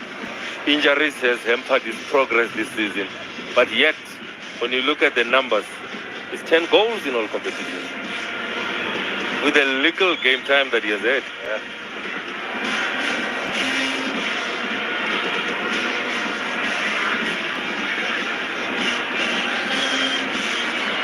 Space behind now. Shalulile making the run. Mabena arriving late. We're likely to see a frantic conclusion as both teams seek to avoid an additional 30 minutes. Mabena jinks inside. Ribeiro wriggles his way past one and then gets the free kick. Big moment in this game.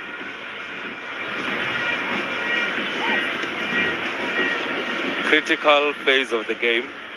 Tuks are starting to think about extra time. Mamelodi Sundowns says there's still 3 minutes of the game to play. They need to focus, that is Tuks. They need to concentrate. Mamelodi Sundowns, the same thing. The more matured, the more experienced team, what can they do from a set play, which is Tuks' strongest arsenal in this game. Allende delivers. He feels as if the wall just inched up a little. McQuinn had sensed.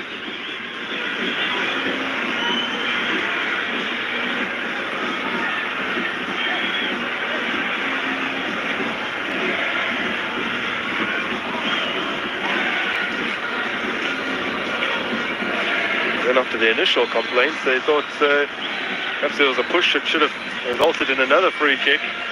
Tuks fans in full voice. They are so close to forcing Mamelodi Sundowns into extra time. 90 seconds of the 4 additional minutes remain. Marcelo Allende is into the book now. Joining Grant Kekana. Chance for Tuks. Flag is up. Williams got play restarted quickly as Gaston Serino.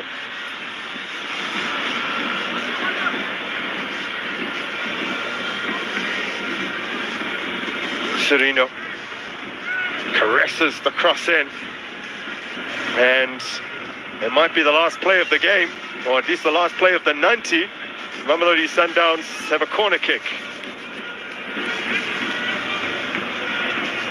Mbala is up, Kekani is up, Shalulile has joined, Abbas and Ribeiro will be the target.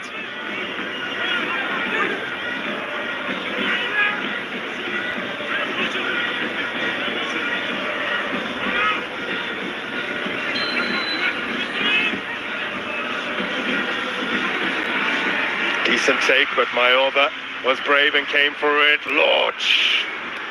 Launched one towards goal on the half volley, off target.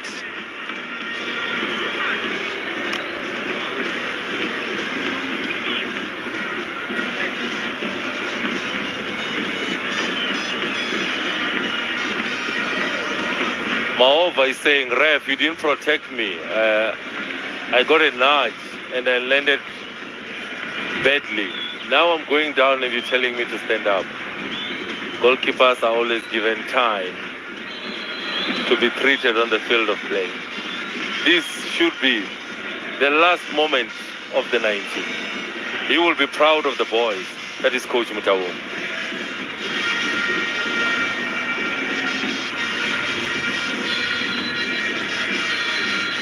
So we will head to extra time here. Tuks, it'll be the 10th time in their history in this competition, including the instances in the preliminary rounds where they've had to go beyond the 90, which was the case in December of last year when they snuck past Venda Football Academy. Samuel Julies, the pride of Kimberley, the former Sundowns man, has put in a terrific shift. He and his teammates will be feeling their efforts over the course of this 90. Can they continue to hold out against the Sundowns juggernaut, who, despite not being at their best, have so much firepower? It's Mamelodi Sundowns who saw their lead wiped out by Tuks. 1-1, extra 30 minutes to come.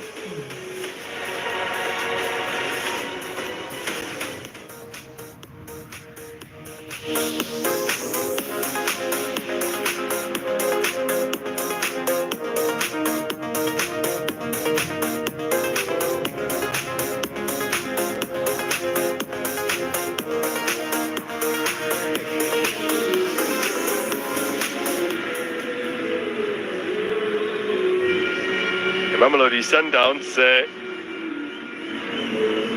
are taking in refreshments, but also further coaching from Rulani Mokoena at the side of the field.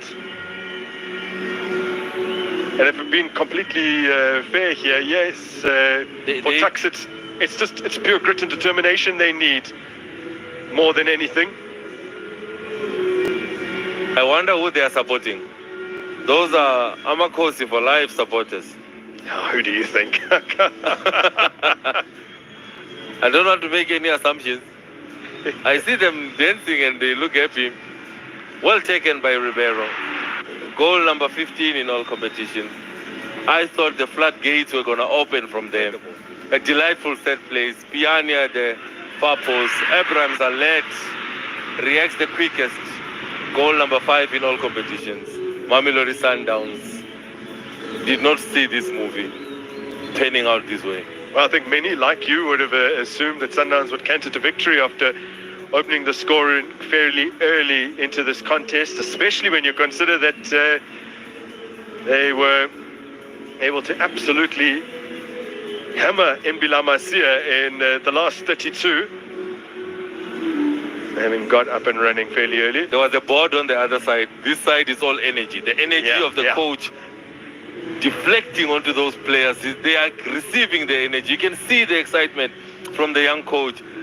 Says, I don't need the board. I've shown you so much on the board. Yeah, well, it's understandable for Sundowns. I need your commitment. Yeah, it's all about the tactics and how to break down this stubborn rearguard of Tuks for Tuks. It's just about gutting it out for another 30 minutes. And the coach looking to inspire his judges from the Matsepe Foundation Championship. This could be important, and it is giving them the momentum to produce something spectacular in their final 7 games of the season in the second tier as they look to return to the Premiership.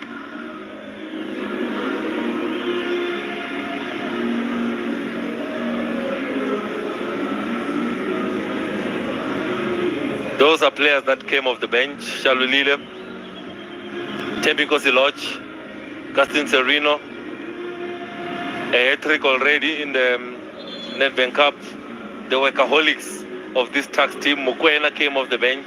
One of those that Coach Rolani said he was surprised he was not in the starting lineup. Kanti, Coach Mokoena had plan B to bring him on as a sub. Tonisi has harassed them up top.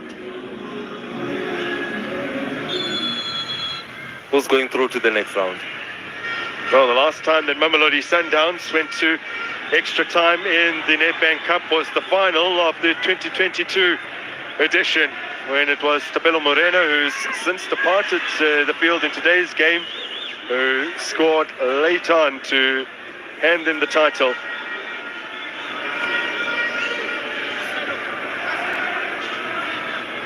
Amatax went to extra time in the preliminary round, as we mentioned, against Venda Football Academy.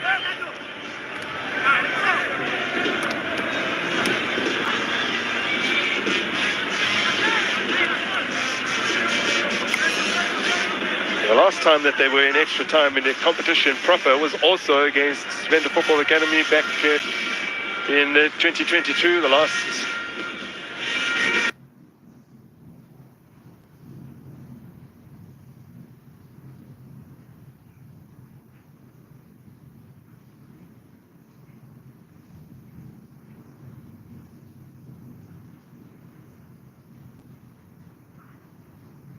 Match on penalties. They would ultimately lose in the quarterfinals to Royal AM. Had they got past Royal AM, they would have faced Mamelodi Sundowns in the semi-finals that year. There's Obas to Mbala.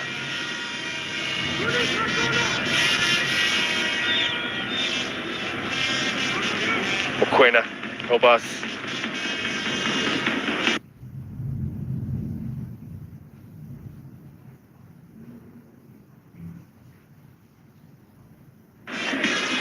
Serino, and the flick will fortuitously end up at the feet of Obas, who's crossed that straight to Edwin Mayoba, the Namibian international.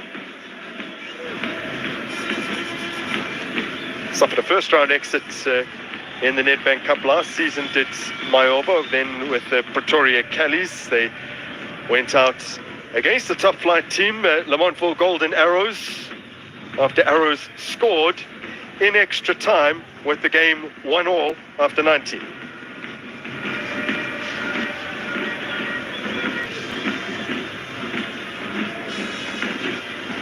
Launch to Ribeiro.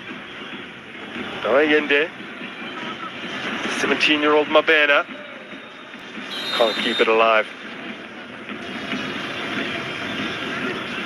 He's too hard on himself. He needs to allow himself to make mistakes. Mistakes will happen. Every time he gets the ball, he wants to do something inch perfect all the time. He will learn from these experiences.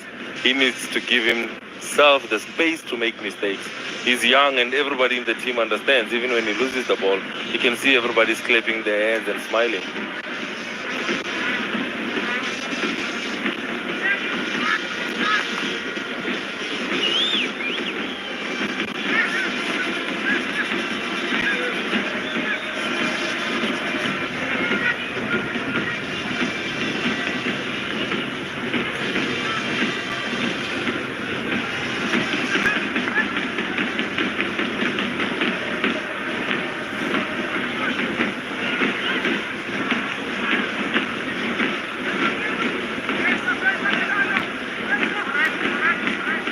You do wonder what kind of starting lineup Rulani Mokoena will field on Monday away to Swallows, considering not only this game 3 days prior going to extra time, but also a trip to Tunisia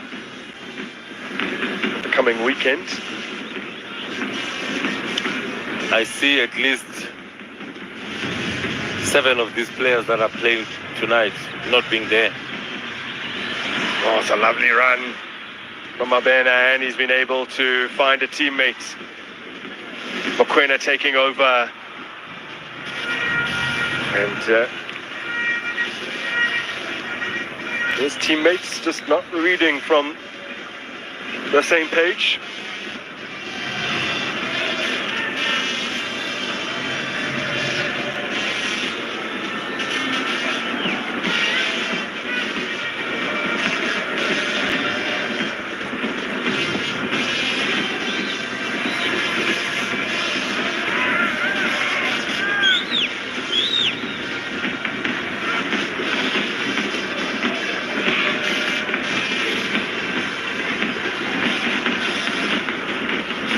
You have to admire Ronan Williams' distribution. With the hands, with the legs, the same. Lodge. Shalalile receives in the box. And let the ball get away from him.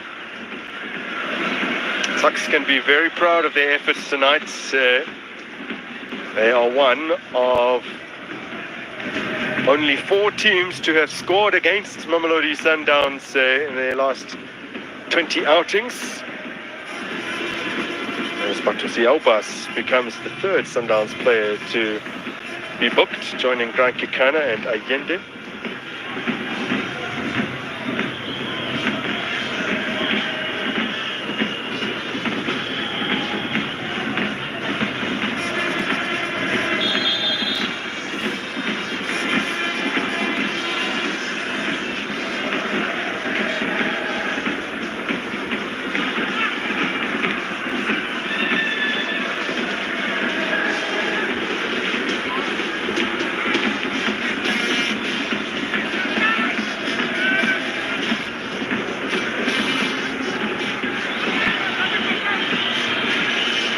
Look at why, but Sio Bus has gone into the referee's book. Crucial header. Simangosi Lodge waiting to receive.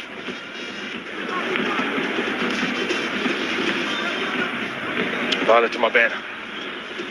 Lovely feed from the youngster. And Mabena. Want to slide that into the bottom corner. Mokoena. Ribeiro.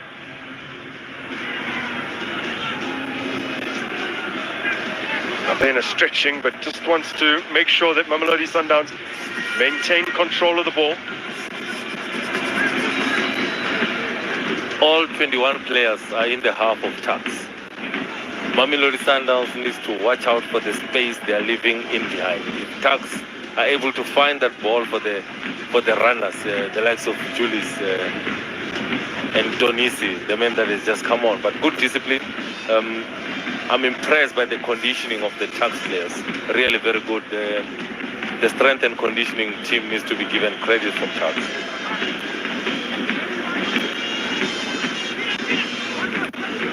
Launched towards Peter Shalulile, laid off for Ribeiro. He'll get another bite here.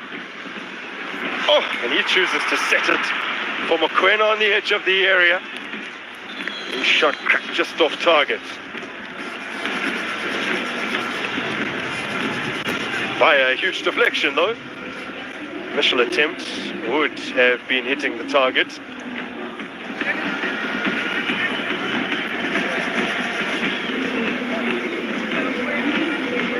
Tuks making another change here. Tukazani Sekotlong, man who was briefly at Mamelodi Sundowns back in the 2017-18 season before a move to Leopards, is on.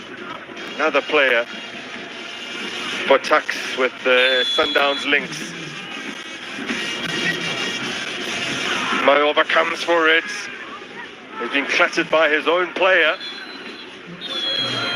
And with the suspicion of a head injury, the game has to be halted here.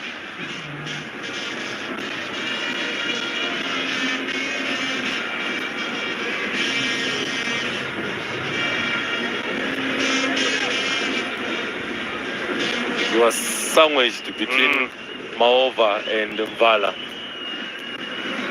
And when you are between those two, you know you're going to come off the worst.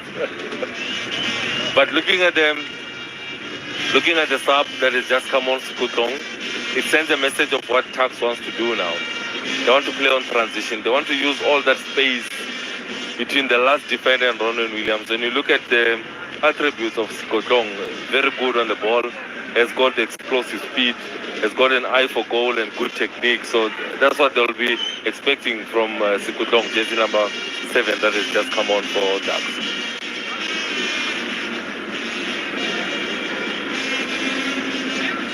It's come full circle, having initially played for Tuks over 10 years ago. Ball to Peter Shalalina. Mabena. Oh, gets away from Abrahams and bends it. Blocked en route to goal. Shibero trying to work the space. Goal kick.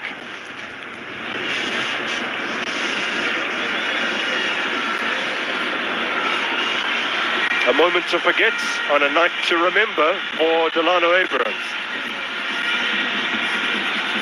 I love the confidence of Mabena.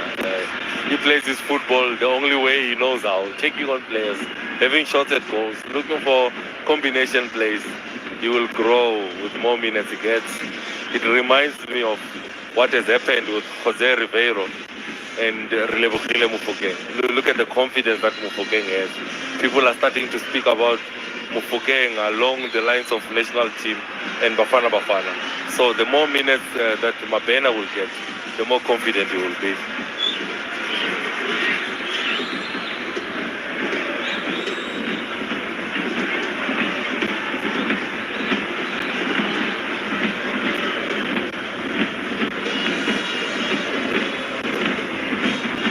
Sabino. Mokoena to Allende. Those two exchange passes. Bala seeing the space out wide. And the crowds getting behind young Mabena, who just loses his footing at the crucial moment, slamming the floor in frustration. Stand up, young man. Stand up, young man. It's gonna come. When the stadium is this quiet, and it only buzzes when that young man has position, it says a lot about his abilities. The only thing that I want is for him to be a little bit patient. He gets frustrated when things don't come right. He's still a 17-year-old, Grant. He will get it right. And only recently turned 17, a couple months back.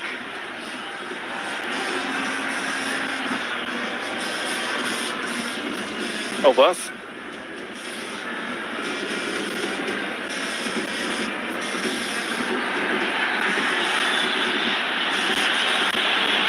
The stadium passes. Yeah. Mabena up against Abrams. Finds Shibero. Ends up at the feet here of Gaston Serino. Obas. Oh, he has a goal.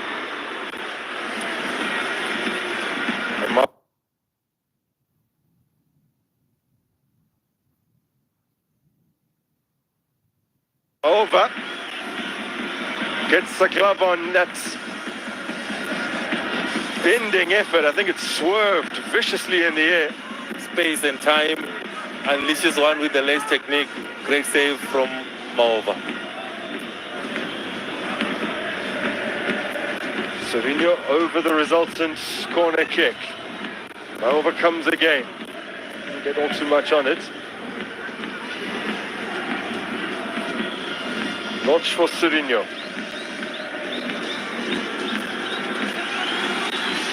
Kekana.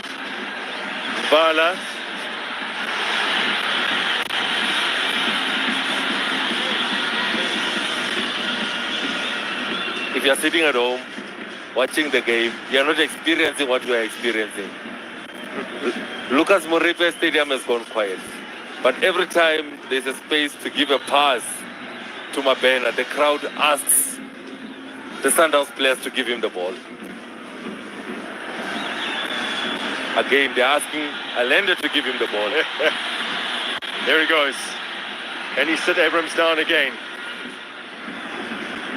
Allende.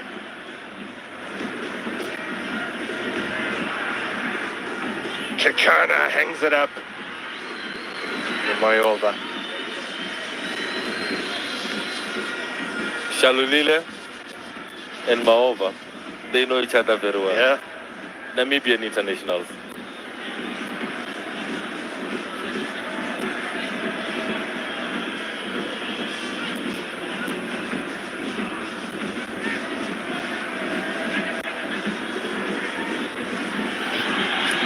Here's Mabena.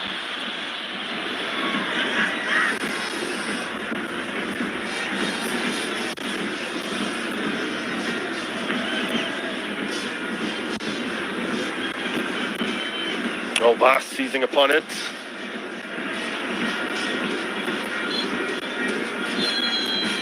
So, first 15 minutes, perhaps slightly prematurely, have elapsed here at the Lucas Moripe Stadium, and into another 15 we go after a quick changeover.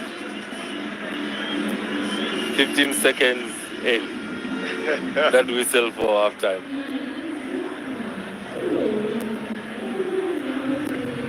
Are we going to penalties, Grant? Well, I think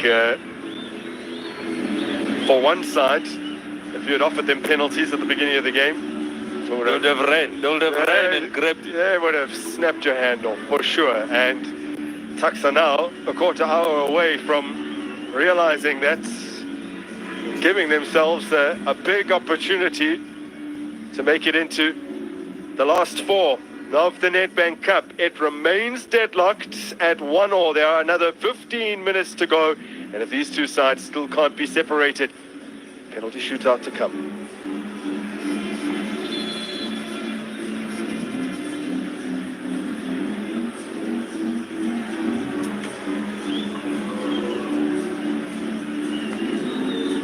Young Mabena getting instructions from Coach Mangova, and it's easy to understand. You go at him, you cut inside, you have a shot. That's the sign language that I could pick up. Now Kekani also giving him the advice.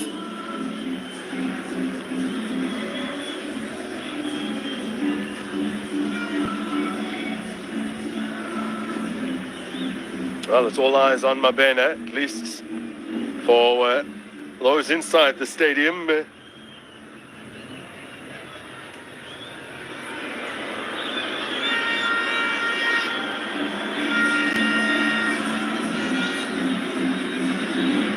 Tuck's looking to make a change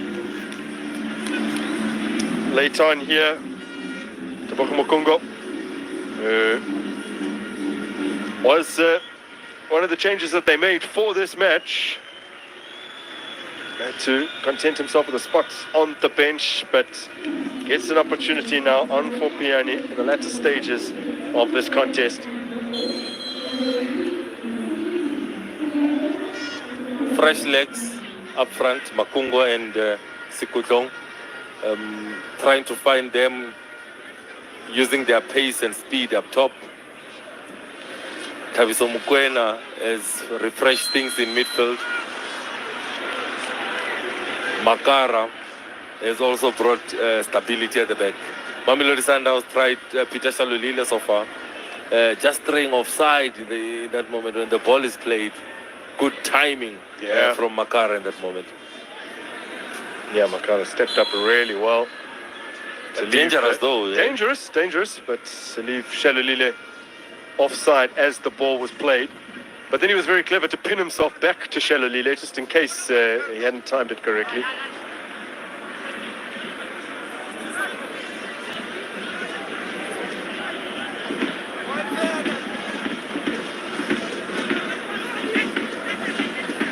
Naughty from Ayende. And he's on a yellow. Naughty, and he's on a yellow. Should be taken to the naughty corner.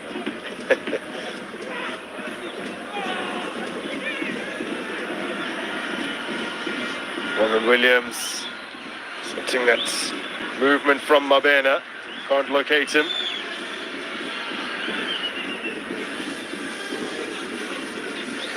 Oh, it's a clever little flick. Good defending in the end from Obas to prevent Langa's cross from making its way into the box. And this is something we haven't seen for a little while, since at least the first half. One of these big long throws. That's how Tuck started with the pressure, with these long throws from Langa. Nothing comes of that one, but then to be fair, they haven't committed all too many numbers upfield.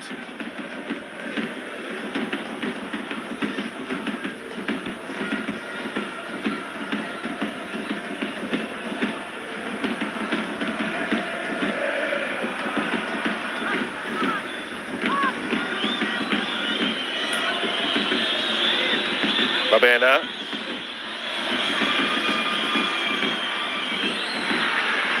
Can't get his pass through. And the attempt to release Sekutlong, not particularly successful.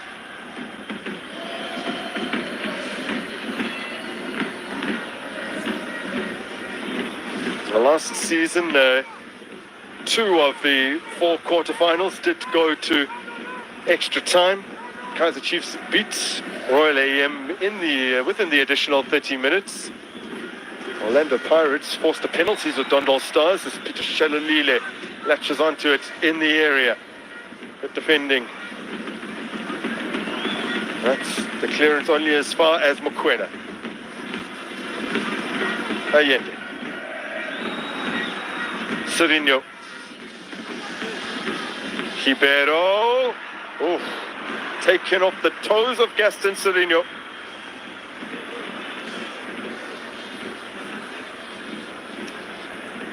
Taviso Mokwena just came off the bench as one of the subs. Ribeiro's got space and time. Finds Serino. An important touch. A game-changing tackle by Taviso Mokwena. He might have done his groin or hamstring with that stretch that he made there. That would be a blow. Now Mamelodi Sundowns looking to capitalize on what must be plenty of weary legs from a Tuck's perspective and bring on the pace of Tapelo Maseko. He's replacing a defender in Grant Kekana. It means they will play with Vala and Abbas as the 2 defenders. That's how brave they are going now, Mamelodi Sundowns, into the last 11 minutes or so. Up against the 10 men of Tucks with Mokwena still receiving treatment. Obas. Oh! Ball across goal from Timogosi Lodge. Well, not quite across goal. Collected at the near post by Maova.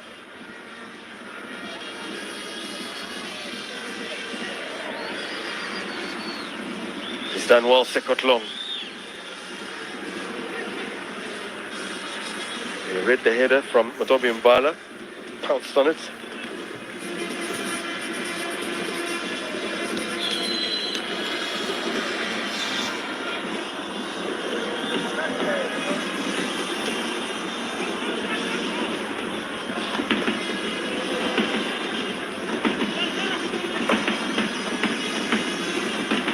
Sundowns remaining composed.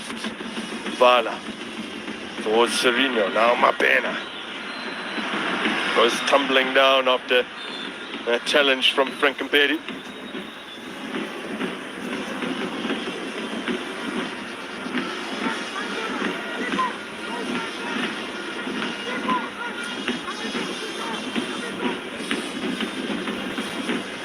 The discipline from Tuks.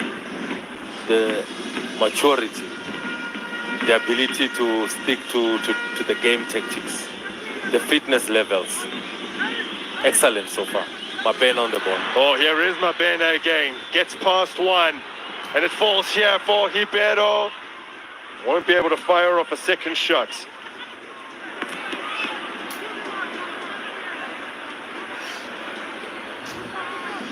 A breath of fresh air.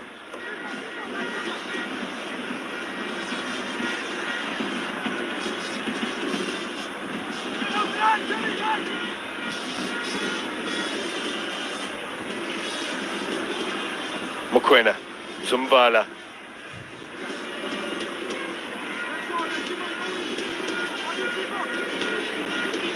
Very little margin for error from a Sundowns perspective, considering how high their players are pushed up, as Shalulile is able to turn his man, gets the shot off, gets the corner.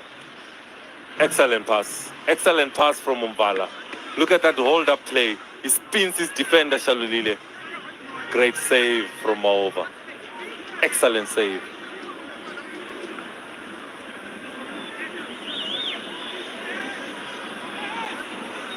Mamelodi Sundowns continue to search for their second.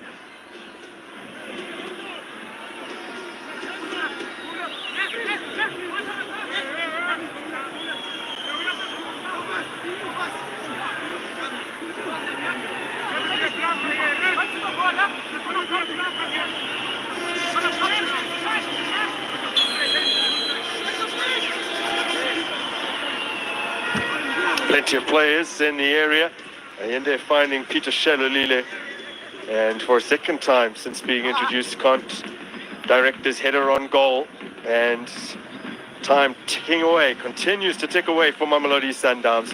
They've only been eliminated by a non-top flight team in the National Cup twice previously, and when you go to penalties, anything can happen, and it's been over 20 years since Bloemfontein Celtic, then outside of the top division, dispatched them. And only Santos before them had done it. Sundowns have a proud record when facing teams in the divisions below them. But this has been a very, very difficult outing against their capital city. I call them capital city rivals, but they have such a friendly relationship these days. Tuks and Mamelodi Sundowns, the players that are on loan at Tuks, the use of the HPC by Mamelodi Sundowns.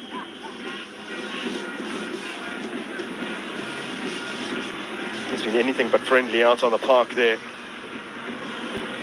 as Tuks seek to claim a famous victory and an illustrious scalp.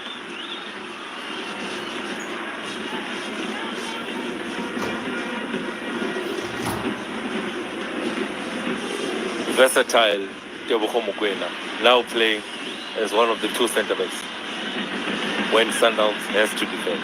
Ribeiro. Oh, Allende. His shot blocked. Now Mokoena bursts a little further into the box. A deflection takes it into the arms of Maova. It will be interesting to see how many kilometers Tebogo Mokoena runs in a game. Him and Allende. They cover every inch of grass on the field of play. Tlisani Motong looking to guide Tuks to the semi-finals of the Nedbank Cup for just the second time in the club's history. Mamelodi Sundowns have made at least the semi-finals in 4 of the last 6 editions.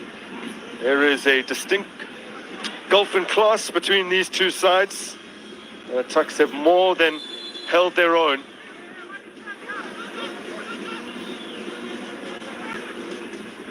This tremendous run that they're on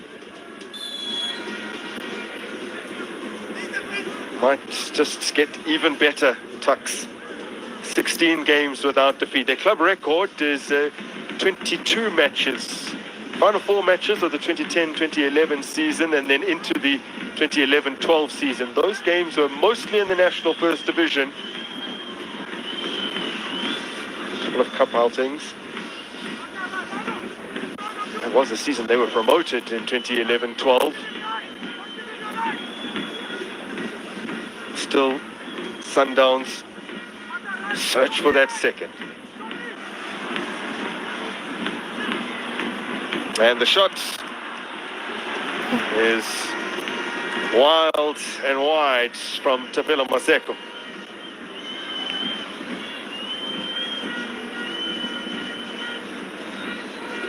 Look at the difference in terms of attempts from these two sides. 17 for Mamelodi Sundowns, although Tuks have been far more economical in hitting the target with the chances that they have been able to muster. Moreover, in goals for Tuks has impressed me. Good positioning, good handling. He communicates well with his defenders. He comes off the line to command that area. So those 9 shots on target, he has been very important for Tuks in between the sticks. Not all too much he could have done about the goal that Mamelodi Sundowns did score.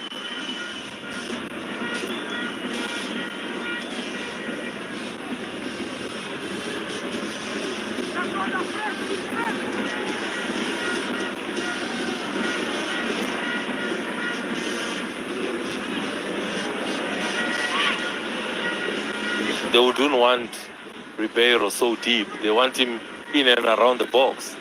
He's coming to collect so deep from Mbala and Core at the back.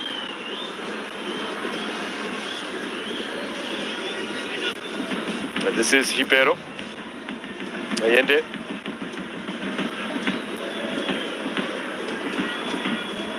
Vala. Well.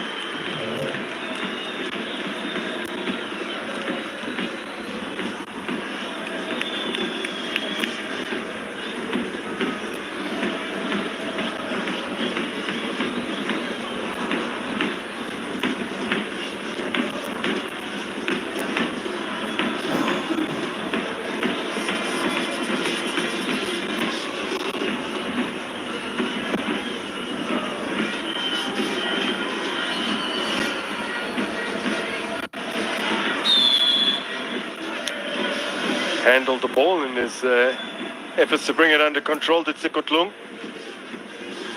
Had that ill-fated spell at Mamelodi Sundowns a good 6-7 years ago. Mokoena, Abrams, he's one of those that has impressed me. Ran his socks off, helps the team defend, helps the team when they're trying to go on that transition. Got the goal that brought Tuks back into this game. We are looking at the last 45 seconds of the game. Now Maseko, an opportunity to use his fresh legs. Still he continues on. Maseko blasted it over.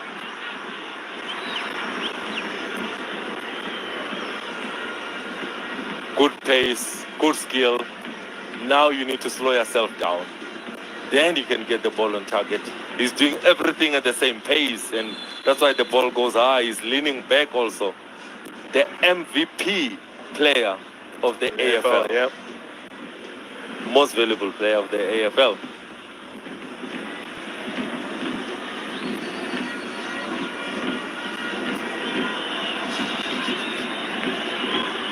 Ronwen Williams will look to launch it. 1 minute of additional time at the end of extra time. Shalalile with the flick. Launch with the turn. No! So close to winning it for Mamelodi Sundowns. The man who starred as they came through their round of 16 obligation has turned it wide. Good ball coming from Ronwen Williams. Peter Shalulile imported with the flick. Good first touch to spin the defender. He has got to have one thing that is left, because Lord. He has done everything right. Turn the defender. He has to hit target. He does not hit the target. His coach does not believe.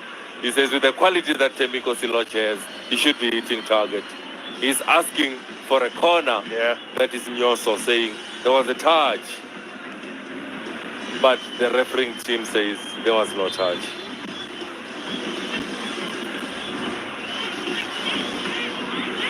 Yeah, still remonstrating with the Sinkele Jalu. Was that the last section of the game? I would assume so. I wait the whistle.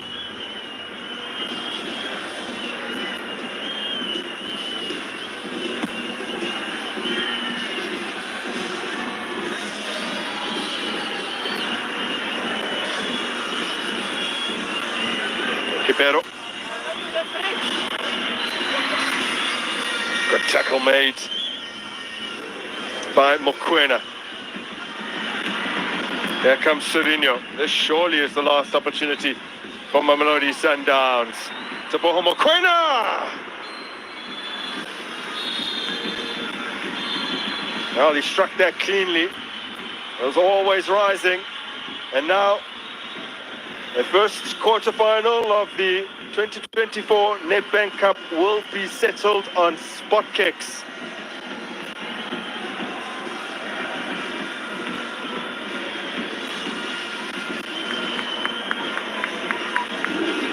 Goalkeepers are going to be important now. 11 clean sheets so far in all competitions for Maova. 27 clean sheets in all competition for Ronan Williams. They are going to play a crucial and important role now. The tax team and supporters, they are celebrating. Mamelodi Sundowns look frustrated. They need to snap out of it because they need to focus now. Emotional intelligence, composure, the ability to pick a spot would be key. And you just wonder to yourself, how many Tuks players envisaged a penalty shootout, or at least the potential for it, and contrast that with how many Mamelodi Sundowns players assumed it would go the distance. It is Amatuks 1, Mamelodi Sundowns 1. This game will be decided by a penalty shootout.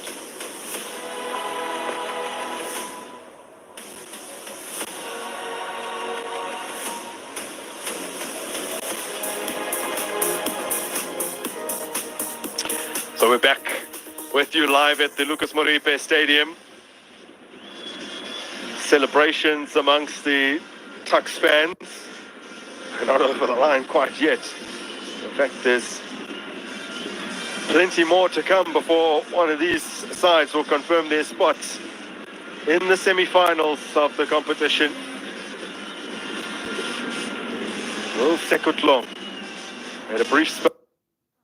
Hello guys, मैं हूं अमित और यहाँ पर है बहुत सारी cold drinks और आज हम करने वाले हैं गाइस एक कोल्ड ड्रिंक चैलेंज जहां पर कोल्ड ड्रिंक को गैस करना है ब्लाइंड फोल्ड हो गए यानी कि आंखों पर पट्टी बांध करके और अगर सही गैस करते हो तो मिलेगा बहुत बड़ा इनाम। यहां पर है 1 लाख रुपए और ये होने वाला है 1 lakh rupees cold drink challenge. तो गाइस फटाफट से शुरू करते हैं। कंटेस्टेंट्स यहां पर बैठे हैं गाइस। मैं जो है इनको ये गेम खिलाऊंगा। मैं मतलब खुद नहीं करके देखूंगा गाइस क्योंकि कोल्ड ड्रिंक ठंडी है और मुझे जुकाम भी लगी हुई है साथ के साथ में। तो फटाफट से शुरू करते हैं। आप सब लोग इस वीडियो के लिए जो लाइक का बटन है गाइस वो जरूर से दबा देना।